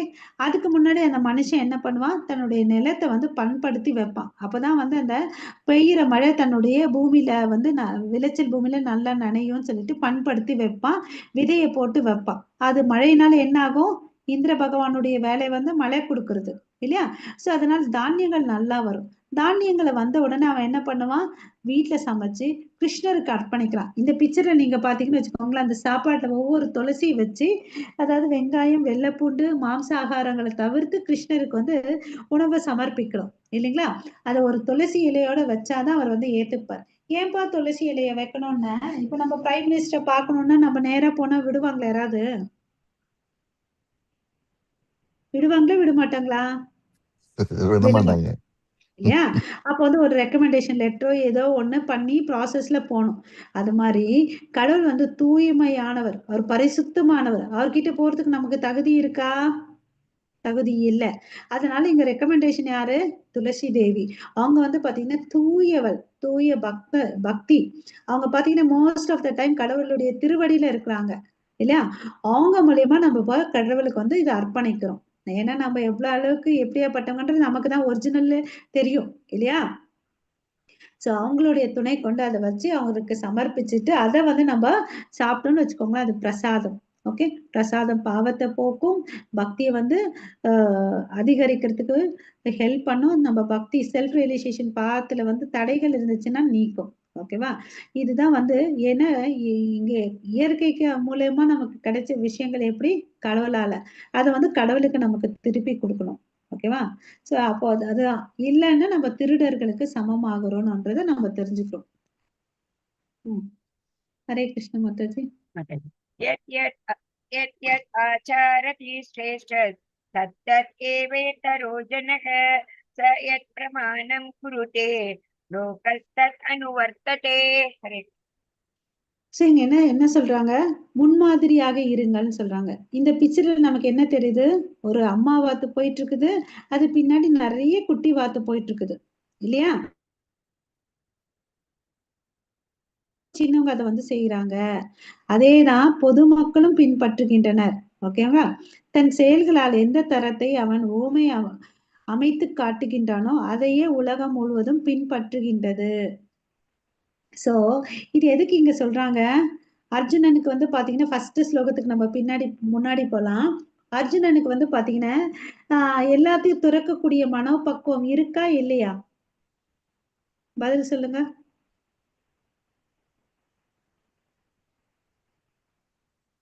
ஹரே கிருஷ்ணா. நம்ம ஆரம்பத்திலே பேசணுமே, அவர்தான் தூரவர்த்துக்கு போறேன்னு சொல்லிட்டாரு மாதாஜி. பக்குவம் இருக்கா, அந்த குவாலிபிகேஷன் இருக்கா இல்லையா, அதுதான் கேள்வி. இருக்கு, பட் அவரு சத்திரியர், அவரோட வேலை பார்க்கணும். அவருடைய கேள்வி என்னன்னு பாத்தீங்கன்னா, இந்த கர்மத்தை விட வந்து ஞானம் சிறந்தது இல்லையா. சோ அப்ப வந்து புத்தி யோகம், அது வந்து ஞான யோகம் வந்து சிறந்ததுன்னும் போது அவருக்கு எலிஜிபிலிட்டி இருக்கு. ஏன்னா அவருக்கு வந்து பாத்தீங்கன்னா இந்த அரியணையில உட்காரணும் அனுபவிக்கணுன்ற ஆசையெல்லாம் இல்ல. ஏற்கனவே காட்டுல வாழ்ந்தவர். இருந்தாலும் ஞான யோகத்துக்கு வந்து அவர் எலிஜிபிலிட்டி இருக்கிறாரு. பட் இருந்தாலும் கிருஷ்ணர் வந்து அவர் கர்ம யோகத்துக்கு இன்சிஸ்ட் பண்றார். ஏன்னா you be an example for every one. இங்க பாருங்க, முன்மாதிரியாக இருங்கள். அதுதான் தலைப்பே இங்க. அர்ஜுனா, நீ உன் வேலையை செஞ்சுட்டு உனக்கு எல்லா குவாலிபிகேஷன் இருக்கு ஞான யோகத்துக்கு போறதுக்கு, இல்லையா? அதாவது கடவுளை வந்து பாத்தீங்கன்னா யோகான்ற வார்த்தைக்கு என்ன பொருள் சொன்னோம் சொல்லுங்க. United with god Mataji. இந்த ஜீவாத்மாவையும் பரமாத்மாவையும் இணைக்கிறது தான் வந்து யோகா, இல்லையா? நீ வந்து செயல்கள் மூலமா வந்து கிருஷ்ணரை வந்து சம்பந்தப்படுத்திட்டுன்னு வச்சுக்கோங்களேன், அது வந்து கர்ம யோகா. அதே வந்து ஞானத்தை, அது வேதங்களை படிச்சு படிச்சு வேதங்கள் மூலியமா வந்து நீ கடவுளோட ஐக்கிய சம்பந்தப்படுத்திக்கிறேன்னா அது வந்து ஞான யோகா. பக்தி தொண்டு செஞ்சு அன்பு தொண்டு செஞ்சு கடவுளோட இணையம்னா அது வந்து பக்தி யோகா. ஓகேங்களா? சோ இவருக்கு எல்லா விதமான ஞானங்களும் இருக்கு. ஞான யோகத்துக்கு எலிஜிபிள் கேண்டிடேட் தான் அர்ஜுனன். பட் இருந்தாலும் கிருஷ்ணர் அவர் வந்து நீ சத்திரியன், நீ சத்திரிய தர்மத்தை ஃபாலோ பண்ணு, எழுந்து போரிடு, தர்மத்துக்கோசம் போரிடு, மக்களுடைய நலனுக்கோசம் போரிடுன்னு சொல்றார். ஓகேவா? சோ அப்படி நீ பண்ணன்னு வச்சுக்கோவேன், எல்லாருக்கும் நீ ஒரு ரோல் மாடலா இருக்க, எக்ஸாம்பிள் செட் பண்றேன்னு சொல்றார். ஓகேவா? சோ இது மாதிரி இன்னொருத்தர் யார் இருந்தாருன்னு பாத்தீங்கன்னா ஜனக மகாராஜா. அவர் வந்து பாத்தீங்கன்னா ஒரு தூய பக்தர், சிறந்த அரசர். ஓகேவா? இருந்தாலும் அவர் சதா காலமும் வந்து பாத்தீங்கன்னா ராமரை தான் தன்னுடைய மனசுல நினைச்சிட்டே இருந்தார், இல்லையா? சோ மனசுல நினைச்சிட்டு இருந்தாலும், அதாவது ஒரு டிராமான்னு நமக்கு ஒரு கேரக்டர் கொடுத்துட்டான்னு வச்சுக்கோங்களேன். இப்ப அரசன் வேஷம் நமக்கு கொடுத்துட்டாங்கன்னா நம்ம என்ன பண்ணுவோம்? அரசன் மாதிரி ட்ரெஸ் எல்லாம் போட்டுட்டு உட்காரணும். ஆமாவா இல்லையா? அந்த ரோல் பிளேக்கோசம் உட்காரணும். அப்படி இருந்தாலும் அவர் வந்து பாத்தீங்கன்னா பற்றுதல் இல்லாம தன்னுடைய கடமைகளை செஞ்சுட்டு இருந்தாரு ஜனக மகாராஜா. ஓகேங்களா? சோ அது மாதிரி ரோல் மாடலா இருக்கணும். அதாவது இன்னொரு நம்ம சிம்பிளா உதாரணம் புரிஞ்சுக்கிட்டோம்னு வச்சுக்கோங்களேன். அதான் நம்ம பசங்களை வந்து ஸ்கூலுக்கு அனுப்புவோம். அங்க ஸ்கூல்ல வந்து என்ன பண்ணுவாங்க, டீச்சரு 1, 2 சொல்லி கொடுப்பாங்க, ஏபிசி சொல்லி கொடுப்பாங்க, இல்லையா? அப்படின்னா அந்த அம்மாக்கு அது வெறும் 1, 2 தெரியாதுன்னு அர்த்தமா? அவங்க ஏற்கனவே படிச்சுட்டாங்க. ஆனா அந்த குழந்தை நிலைமைக்கு போயிட்டு அவங்களுக்கு சொல்லி கொடுக்குறாங்க, அவங்க கையை பிடிச்சி எழுத வைக்கிறாங்க. அதனால அந்த அம்மாக்கு தெரியாதுன்னு நம்ம சொல்ல முடியாது, இல்லையா? ஓகே. ஸோ நம்ம வந்து ரோல் மாடலா இருக்கணும். நம்ம வந்து இப்ப கிளாஸுக்கு ஜாயின் ஆயிட்டோம். நம்ம வீட்டுல எல்லாரும் இன்னைக்கே வந்து பகவத்கீதை படிக்கணும்னு நினைக்கிறது வந்து தவறு. இல்ல, நம்ம அட்டன் பண்ணி நம்ம கிட்ட வரக்கூடிய மாற்றங்களை பார்த்துட்டு அவங்களும் ஆட்டோமேட்டிக்கா இந்த பக்தி பாதைக்கு வரணும், இல்லையா? ஹரே கிருஷ்ணா. प्रकृते क्रियमाणानि गुणे कर्माणि सर्वशः अहङ्कार विमूढात्मा कर्ताहम् इति मन्यते. சோ இங்க என்ன சொல்றது? அகங்காரத்தினால் பாதிக்கப்பட்டு மயங்கிய ஆத்மா பௌதிக இயற்கையின் முக்குணங்களால் நடைபெறும் செயல்களுக்கு தன்னையே கர்த்தா என்று எண்ணுகிறான். இவன் என்ன நினைக்கிறான்? என்னாலதான்ப்பா எல்லாம் ஆச்சுன்னு நினைக்கிறான், இல்லையா? ஆக்சுவலி அப்படியெல்லாம் ஒண்ணுமே கிடையவே கிடையாது. நம்ம எல்லாரும் வந்து சுதந்திரமானவர்கள் அல்ல. ஒவ்வொரு விஷயத்துக்கும் நம்ம வந்து வேற ஒருத்தரை வந்து சார்ந்து இருக்கிறோம், இல்லையா? சோ நான் தான் காரணக்கர்த்தான்னு நினைக்கிறோம். அது வந்து தவறுன்றதை நம்ம புரிஞ்சுக்கணும். ஏன்னா கிருஷ்ணர் தான் வந்து எல்லாத்தையும் படைக்கிறாரு. அவருடைய கண்ட்ரோல்ல தான் எல்லாம் இருக்கு. பட் நம்ம என்ன நினைக்கிறோம்? ஒரு தவறான அகங்காரத்தினால நான் தான் எல்லாம் பண்றேன்னு நினைச்சிட்டு இருக்கோம். ஓகே. சோ அதுக்கு வந்து பாத்தீங்கன்னா அது ஒண்ணு தெரிஞ்சுக்கணும். கடவுள் வந்து ரிஷிகேஷான்னு சொல்றோம். ஏன்னா அவர் வந்து புலன்களுக்கு அதிபதி. நம்மளால வந்து ஒரு புலனையும் கொஞ்ச நேரத்துல வந்து கண்ட்ரோல் பண்ண முடியாது, இல்லையா? ஆரம்பத்திலயும் நம்ம பார்த்தோம். நம்ம எல்லாம் வந்து எப்படி இருக்கோம்? கோதாசர்களா இருக்கிறோம், இல்லையா? பட் கடவுள் வந்து பாத்தீங்கன்னா உனக்கு அனுபவிக்கணும்ன்ற எண்ணம் இருந்ததுனால தான் நம்ம வீழ்ந்து இந்த உலகத்துல இருக்கிறோம். இது வந்து அசாஸ்வத துக்காலயம். அனுபவிக்கணும்ன்றது சரிப்பா, உனக்கு அந்த தாட் இருக்கா, அப்போ அனுபவி. அதை அனுபவிச்சுட்டு ஒரு சந்தர்ப்பத்தையும் கொடுக்குறாரு, திரும்பி என்கிட்ட வந்துடுன்னு அப்படின்னு சொல்லிட்டு. பட் நம்ம என்ன பண்ணிட்டு இருக்கோம்? தவறான அகங்காரத்தினால நான் தான் காரணக்கர்த்தா, நான் தான் ஓனர்னு நினைக்கிறோம். ஒரு உதாரணத்துக்கு வந்து பார்த்தோன்னு வச்சுக்கோங்களேன், நம்ம வீடு பட்டா இருக்கு இல்லையா? அதெல்லாம் யார் மேல இருக்கு? நம்ம மேல இருக்கு. அதுக்கு முன்னாடி யார் மேல இருந்திருக்கும்? ஒரு 10 தலைமுறைக்கு முன்னாடி யார் ஒருத்தர் மேலேயே இருக்கும். அதுக்கு முன்னாடி பார்த்தோம்னு வச்சுக்கோங்களேன், அது யாருக்கு முன்னாடியே இருக்கும். சரிப்பா, இந்த இடம் வந்து கை மாறுறதுனால ஒவ்வொரு பெயர் மாறிட்டே போகுது. அசலா அது எங்க இருந்துச்சு? இந்த உலகத்துல இருந்துச்சு, இந்த பூமியில இருந்துச்சு. சோ இந்த பூமி யார் படைச்சாங்க? பகவான் கிருஷ்ணர் படைச்சார். ஸோ இதுல இருந்து என்ன தெரிஞ்சுக்கலாம், அவர் தான் முதன்மையான ஓனர், ப்ராப்ரியேட்டர்ஷிப். நம்ம எல்லாம் வந்து பாத்தீங்கன்னா 2ஆம் தர உரிமையாளர்கள். முதல் உரிமையாளர் அவர் தான். இன்னைக்கு வேணா இந்த பட்டாவோ இந்த காரோ என் மேல இருக்கலாம், அந்த ப்ராப்பர்ட்டி அசட். பட் அது வந்து யாருது? பகவான்து தான்றதை நம்ம தெரிஞ்சுக்கணும். ஓகேங்களா? அப்புறம் வந்து பாத்தீங்கன்னா சில விஷயத்த வந்து கடவுள் பண்ணார். அதை வந்து பாத்தீங்கன்னா நம்ம இமிட்டேட் பண்ணக்கூடாது. உதாரணத்துக்கு வந்து பாத்தீங்கன்னா கோவர்தன லீலை கிருஷ்ணர் பண்ணார் இல்லையா? சோ அந்த கோவர்தன லீலை எப்படி ஆச்சு? இந்திரன் வந்து தன்னுடைய பங்கு கொடுக்கலன்னு சொல்லிட்டு அந்த கிராமத்தையே அழிக்கணும்னு சொல்லிட்டு சம்வர்த்தகா என்ற பெரிய மழையை வந்து எப்படி ஒரு பிரளயம் நடக்கணும் இருக்கும்போது இருக்கக்கூடிய பெரும் மழையை கொடுத்தார், அந்த கிராமமே இல்லாம போகணும்னு சொல்லிட்டு. பட் கிருஷ்ணர் என்ன பண்ணாரு? அவருடைய வழிகாட்டுதல் மூலமா தான் பிரஜவாசிகள் கோவர்தன மலையை கும்பிட்டாங்க இல்லையா? எல்லாம் நமக்கு கோவர்தன மலையை தான் கொடுத்துச்சு, அதை போய் வணங்கணும்னு நினைச்சிட்டு அங்க வந்து கோவர்தன மலைக்கு வந்து எல்லா பண்டங்களும் கொடுத்து பூஜை புனஸ்காரங்கள் பண்ணாங்க. ஆனா இந்திரனுக்கு கோவம் வந்துச்சு, என்னுடைய பங்கு கொடுக்கலையேன்னு சொல்லிட்டு இல்லையா? சோ அப்ப என்ன பண்ணாரு கிருஷ்ணரு? எல்லாரும் ஓடி வந்தாங்க. கிருஷ்ணன் நீ சொல்லிதான் நாங்க செஞ்சோம், எங்களை நீ தான் காப்பாத்தணும். அவர் வந்து என்ன பண்ணாரு? தன்னுடைய இடது குட்டி விரல்ல வந்து மலையை வந்து கொடையா தூக்கி வச்சுட்டார். நம்மளால பண்ண முடியுமா? யோசிச்சு பாருங்க. நம்மளால ஒரு போனையோ ஒரு லஞ்ச் பேக்கை கூட நம்மளால ஒரு குட்டி விரல்ல வைக்க முடியாது இல்லையா? ஆமா தானே? ஆனா மக்கள் வந்து இத புரிஞ்சுக்க மாட்டாங்க. அதே மாதிரி சிவன் வந்து பாத்தீங்கன்னு வச்சுக்கோங்களேன், ஆளுக்கால விஷயத்த குடிச்சாரு. அதை நம்மளால இமிட்டேட் பண்ண முடியுமா? பண்ண முடியாது. நம்ம பண்ணுவோமா? ஃபர்ஸ்ட் விஷம் யாராவது கொடுத்தா சாப்பிடுவோமா? சாப்பிட மாட்டோம். அது எல்லா ஜீவராசிகளின் நன்மைக்கோசம் இந்த ஆழகாலம் விஷம் வருது. இந்த மலைய அசுரர்களும் தேவர்களும் கடையும் போது இல்லையா? ஃபர்ஸ்ட் வர்றது அதுதானே.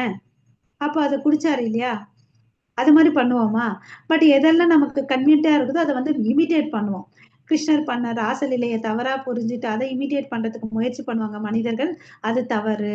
அவர் வந்து சூப்பர் ஹியூமன் ஆக்டிவிட்டிஸ் பண்ணார் இல்லையா? அதை நம்ம புரிஞ்சுக்கணும். சிவன் வந்து பாத்தீங்கன்னா கஞ்சா அடிக்கிறான்னு சொல்லி சில பேர் கஞ்சாவும் புகையும் பண்ணுவாங்க. அதே விஷம் குடிச்சாரு, யாராவது குடிப்பாங்களா? குடிக்க மாட்டாங்க. சோ நம்ம பகுத்தறிவோட ஆராய்ச்சி பார்க்கணும். நம்ம கடவுளை வந்து இமிட்டேட் பண்றதுக்கு ட்ரை பண்ணக்கூடாது. ஓகேவா? हरे कृष्ण माता जी। अर्जुन उवाच अथ केन प्रयुक्तोऽयं पापं चरति पुरुषः अनिच्छन्नपि वार्ष्णेय बलादिव नियोजितः। हरे कृष्ण। प्रभु அந்த மொழிபெயர்ப்பு படிங்க. படிக்கிற மாதாஜி. அர்ஜுனன் கூறினான், விருஷ்ணி குலத்தவரே, விருப்பமில்லாவிட்டாலும் பலவந்தமாக ஈடுபடுத்தப்படுவது போல ஒருவன் பாவ காரியங்களை செய்ய எதனால் தூண்டப்படுகிறான்? ஹரே கிருஷ்ண மாதாஜி. அர்ஜுனன் வந்து ஒரு நல்ல கேள்வி கேட்கிறாரு. விருப்பம் இல்லைன்னா கூட சில சமயத்துல நம்ம ஒரு உந்துதலால சில பாவமான செயல்களை செய்யறோமே, அது என்னன்னு அப்படின்னு கேட்கிறாரு. எதனாலன்னு கேட்கிறாரு. அர்ஜுனனுக்கு வந்து பதில் சொல்ல போறாரு அடுத்த ஸ்லோகத்துல கிருஷ்ணர். மாதாஜி. श्री भगवान उवाच काम एष क्रोध एष रजो गुण समुद्भवः महाशनो महापाप्मा वित्तगेन इह वैरिणम्। हरे कृष्ण। ஹரே கிருஷ்ண மாதாஜி. இங்க வந்து ரொம்ப அழகா ஒரு ஸ்லோகம் சொல்லியிருக்கா. காம ஏஷ குரோத ஏஷ. அது எதனால வருது பாத்தீங்கன்னா காரணம் வந்து பாத்தீங்கன்னா காமம், ஆசை இல்லையா? காம தான் இதுக்கு காரணம்னு சொல்றார். இது எங்க இருந்து ஆரம்பிக்குது? ரஜோகுணத்துல இருந்து ஆரம்பிக்குது. அது வந்து பூர்த்தி அடையாமது கோபமா மாறுது. இதுதான் இந்த உலகத்துல இருக்கக்கூடிய எல்லா அழிவுக்கும் பாவகரணமான விஷயத்துக்கும் காரணம்னு சொல்றார். ஓகேவா? ஓகே. சோ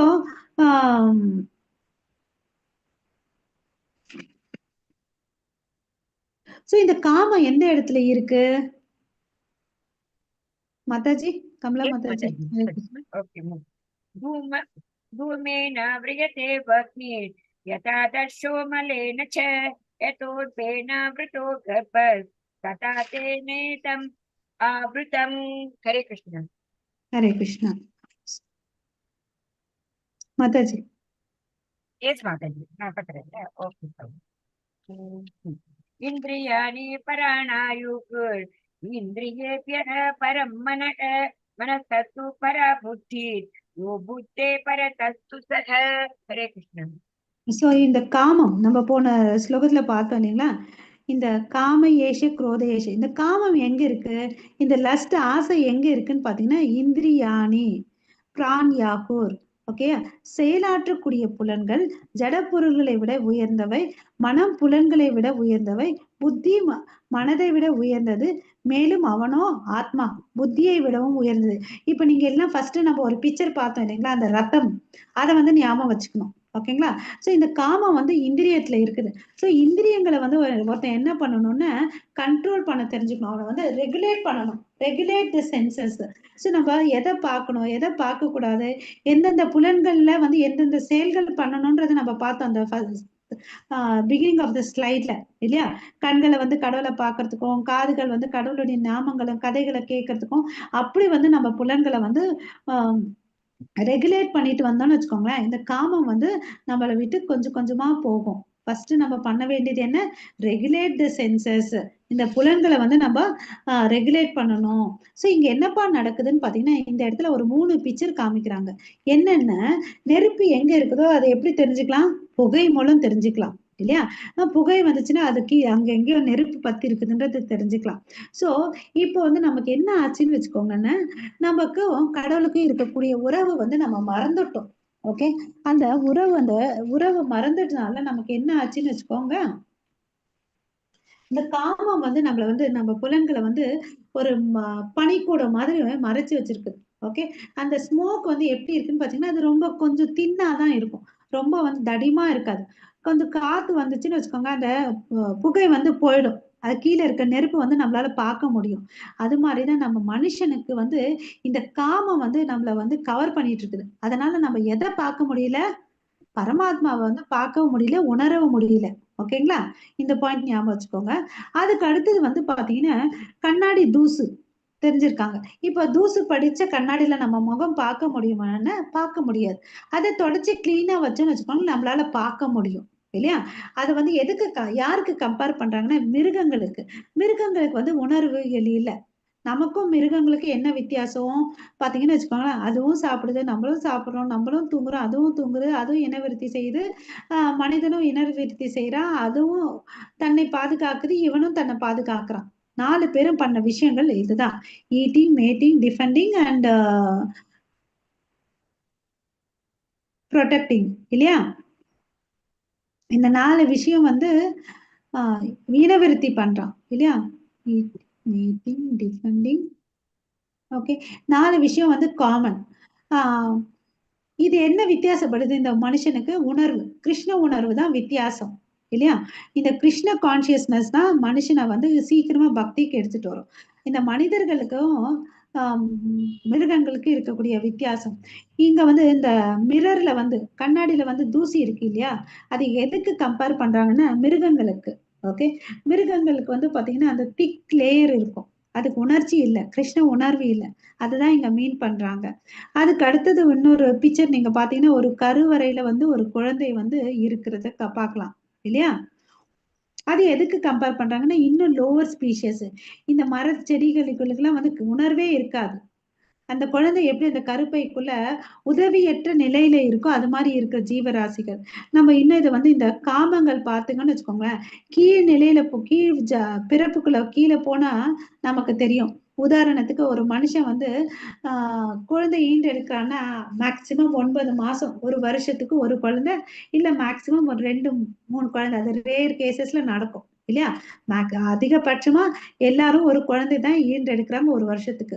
அதே கொஞ்சம் கீழ நிலைக்கு போங்க, விலங்குகளுக்கு, நாய், பன்றி அதெல்லாம் பாத்தீங்கன்னா நிறைய குட்டிகள் போடும்.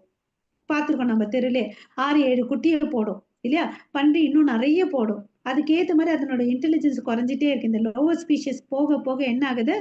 இனவர்த்தி சில ஜந்துக்கள்லாம் பாத்தீங்கன்னா 100 முட்டைகளை கூட போடும் இல்லையா? சோ கீழ போக போக அந்த காமம் வந்து போயிட்டே இருக்குது. அதே மேல் லோகத்துக்கு பாருங்க, ஹையர் பிளானிட்டரி சிஸ்டத்துல போனோம்னு வச்சுக்கோங்களேன், அங்க காமம் வந்து என்ன ஆகுது? ஜீரோவா ஆகுது. ஜீரோ, அப்ப ஜீரோ இருக்கிறதுனால அங்க லஸ்ட், காமம் எல்லாம் ஜீரோ ஆகுறதுனால அங்க வந்து என்ன இல்ல? பிறப்பு இல்ல, இறப்பு இல்ல. Zero lost, zero birth, zero death. ஓகேவா? மேலே நோக்கி போறதுனால நமக்கு இதெல்லாம் வந்து நன்மை அடைக்குது. கீழே நிலையில போறதுனால சில விஷயங்கள் நடக்குதுன்றத நம்ம தெரிஞ்சுக்கணும். ஓகேவா? சோ பக்தர்கள் வந்து பாத்தீங்கன்னா கடவுள் மேல பக்தி செலுத்தி தன்னை உயர்த்திக்கிறாங்க. ஓகே. சோ அதனால வந்து பாத்தீங்கன்னா இந்திரியங்களை காட்டிலும் வந்து சிறந்தது எது? மனசு. மனசை காட்டிலும் உயர்ந்தது வந்து புத்தி. அந்த புத்தியை நம்ம கரெக்டா பயன்படுத்தணும். கிருஷ்ண உணர்வுல பயன்படுத்தி நம்ம வாழ்க்கையில வந்து ஆன்மீக உலகத்துக்கு போறதுக்கு நம்ம தயார்படுத்திக்கணும் இல்லையா? அவனை அந்த புத்தியை விட உயர்ந்தது எது? ஆத்மா இல்லையா? ஆத்மா வந்து நித்தியமானதுன்ற புரிஞ்சுக்கணும். ஓகேவா? சோ அவன் எப்பவுமே வந்து கிருஷ்ணரை திருப்திப்படுத்துறதுக்கு தான் வந்து வேலை செய்வான். ஓகேவா? எப்படி ஒரு தாய் வந்து இந்த குழந்தைய பராமரிக்கிறதுக்கோசம் பிறந்த குழந்தை வந்து பாத்தீங்கன்னு வச்சுக்கோங்களேன், தன் உடம்புல இருந்து தாய் வந்து பால் கொடுக்கும். ஓகே. அந்த குழந்தை எதனா திருப்பி செய்யுதா அந்த அம்மாக்கு? இல்ல. அப்புறம் அந்த அம்மாக்கு வந்து தூக்கமே இருக்காது. தூக்கம் எல்லாத்தையும் தியாகம் பண்ணி அந்த குழந்தைய வளர்ப்பாங்க இல்லையா? அது மாதிரிதான் வந்து பாத்தீங்கன்னா ஆஹ் தூய பக்தர்கள் வந்து எந்த ஒரு பலனையும் எதிர்பார்க்காம செல்ஃப்லெஸ் டிசையர்ஸ். ஓகேவா? கடவுளை வந்து திருப்திப்படுத்துறதுக்கோசம் அவங்க வந்து வாழ்வாங்க. ஓகே. ஹரே கிருஷ்ணா. சோ நம்ம உடல் தளம், புலன் தளம், மனம் தளம், அறிவு சார்ந்த தளத்துல இருந்து உயர்ந்து எங்க போனோம்? ஆன்மீக தளத்துக்கு போகணும். ஓகேங்களா? ஹரே கிருஷ்ணா. சோ நம்ம என்ன இந்த பர்பஸ் ஆஃப் கீதா என்னன்னு பாத்தீங்கன்னு வச்சுக்கோங்களேன், நம்ம வந்து டியூட்டி கடமையை செய்யணும். ஓகே. கிருஷ்ணர் அததான் சொல்றாரு, அர்ஜுனா சண்டை போடுப்பான்னு சொல்லிட்டு. சோ நமக்கு விதிக்கப்பட்ட நம்ம எந்த தளத்துல இருக்குமோ அங்க வந்து நம்ம கடமையை செய்யணும். அப்புறம் வந்து நமக்கு என்ன இருக்கக்கூடாது? நான் தான் செய்யறேன்ற மனப்பான்மை இருக்கக்கூடாது. அந்த வரக்கூடிய விளைவுகளை என்ஜாய் பண்ணணும், அனுபவிக்கணும்ன்ற கூடிய எண்ணமும் நமக்கு இருக்கக்கூடாது. அப்புறம் வந்து பாத்தீங்கன்னா நமக்கு இன்னொரு எண்ணங்க இருக்கணும். நான் செய்யறதெல்லாம் என்னாலதான்ற எண்ணமும் நமக்கு இருக்கக்கூடாது. ஓகேங்களா? ஹரே கிருஷ்ணா. சோ இத வந்து நம்ம மனசுல ஆழமா பதிய வச்சுக்கணும். அதுதான் வந்து பகவத்கீதையினுடைய முக்கியத்துவம். ஹரே கிருஷ்ணா. மாதாஜி. एवं भूते परं भूत्वा संताप्यात्मानम् आत्मना दयिषत्तु महाबाहो कामरूपं दुरासदम्. हरे कृष्ण. ஹரே கிருஷ்ணா. சோ இவ்வாறாக ஜடப்புலன்கள், மனம், புத்தி ஆகியவற்றை விட உயர்ந்தவனாக தன்னை உணர்ந்து சோ நம்ம நினைச்சுக்கணும், எனக்கு இப்படி இருந்தாதான் கம்ஃபர்ட் லைஃப் அப்படிலாம் இல்ல. நம்மளை விட நம்ம புலன்களை விட நம்ம மனசு உயர்ந்தது, மனசை விட புத்தி உயர்ந்ததுன்னு ஃபர்ஸ்ட் நம்ம தெரிஞ்சுக்கணும். ஓகேங்களா? பலம் பொருந்திய புயங்களை உடைய அர்ஜுனா, தெளிவான ஆன்மீக புத்தியினால் கிருஷ்ண உணர்வினால் மனதை உறுதிப்படுத்தி காமம் எனப்படும் திருப்திப்படுத்த முடியாத எதிரியை ஆன்மீக பலத்தினால் வெற்றி கொள்ள வேண்டும். என்ன சொல்றாரு?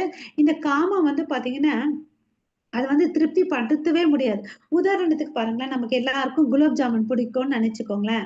நமக்கு வந்து குலோப் ஜாமுன் எடுத்துட்டு வந்து கொடுக்குறாங்க. 1 சாப்பிட்டோம், இன்னும் சாப்பிடணும்னு ஆசை. 2 சாப்பிட்டோம், 3 சாப்பிட்டோம், 5 சாப்பிட்டோம். அதுக்கு அடுத்தது என்ன ஆகும்? நமக்கு திகட்டிடும். ஓகேவா? திகட்டிடும் அன்னைக்கு. அடுத்த நாள் எடுத்துட்டு வராங்க. அப்ப என்ன ஆகும்? நமக்கு என்ன தோணும்? மறுபடியும் சாப்பிடணும்னு தோணும். இது எவ்வளவு கொடுத்தாலும் இந்த புலன்களை வந்து திருப்தி படுத்தவே முடியாது. ஓகேவா? அதை நம்ம தெரிஞ்சுக்கணும். அதனால அந்த புலன்களை வந்து நம்ம கேர்ஃபுல்லா ஹேண்டில் பண்றதுக்கு நம்ம தெரிஞ்சுக்கணும். ஓகேங்களா? ஹரே கிருஷ்ணா. இந்த புரிஞ்சிச்சிங்களா? ஹரே கிருஷ்ணா. யாருக்காவது ஏதாவது சந்தேகம் இருக்குங்களா?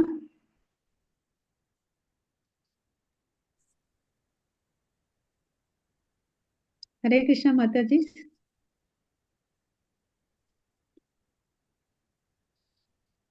ஓகே.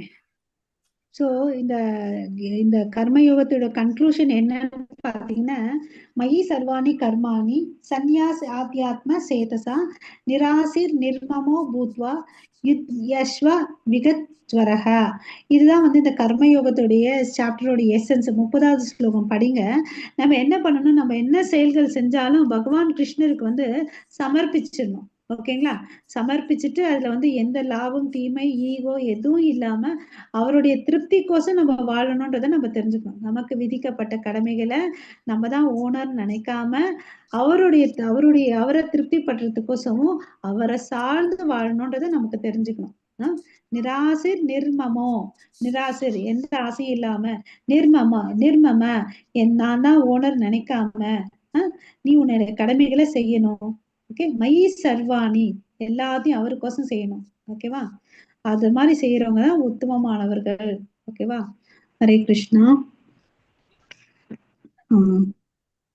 ஓ மாதாஜி, இதை படிங்க மாதாஜி.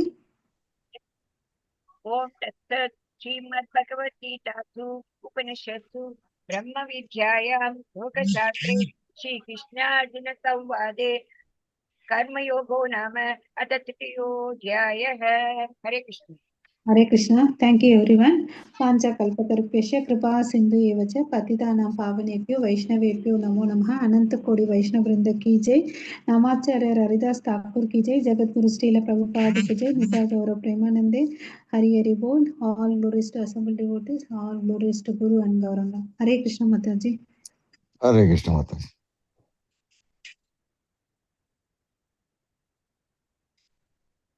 So நம்ம என் பண்ணிக்கலாமா? ஹரே கிருஷ்ணா.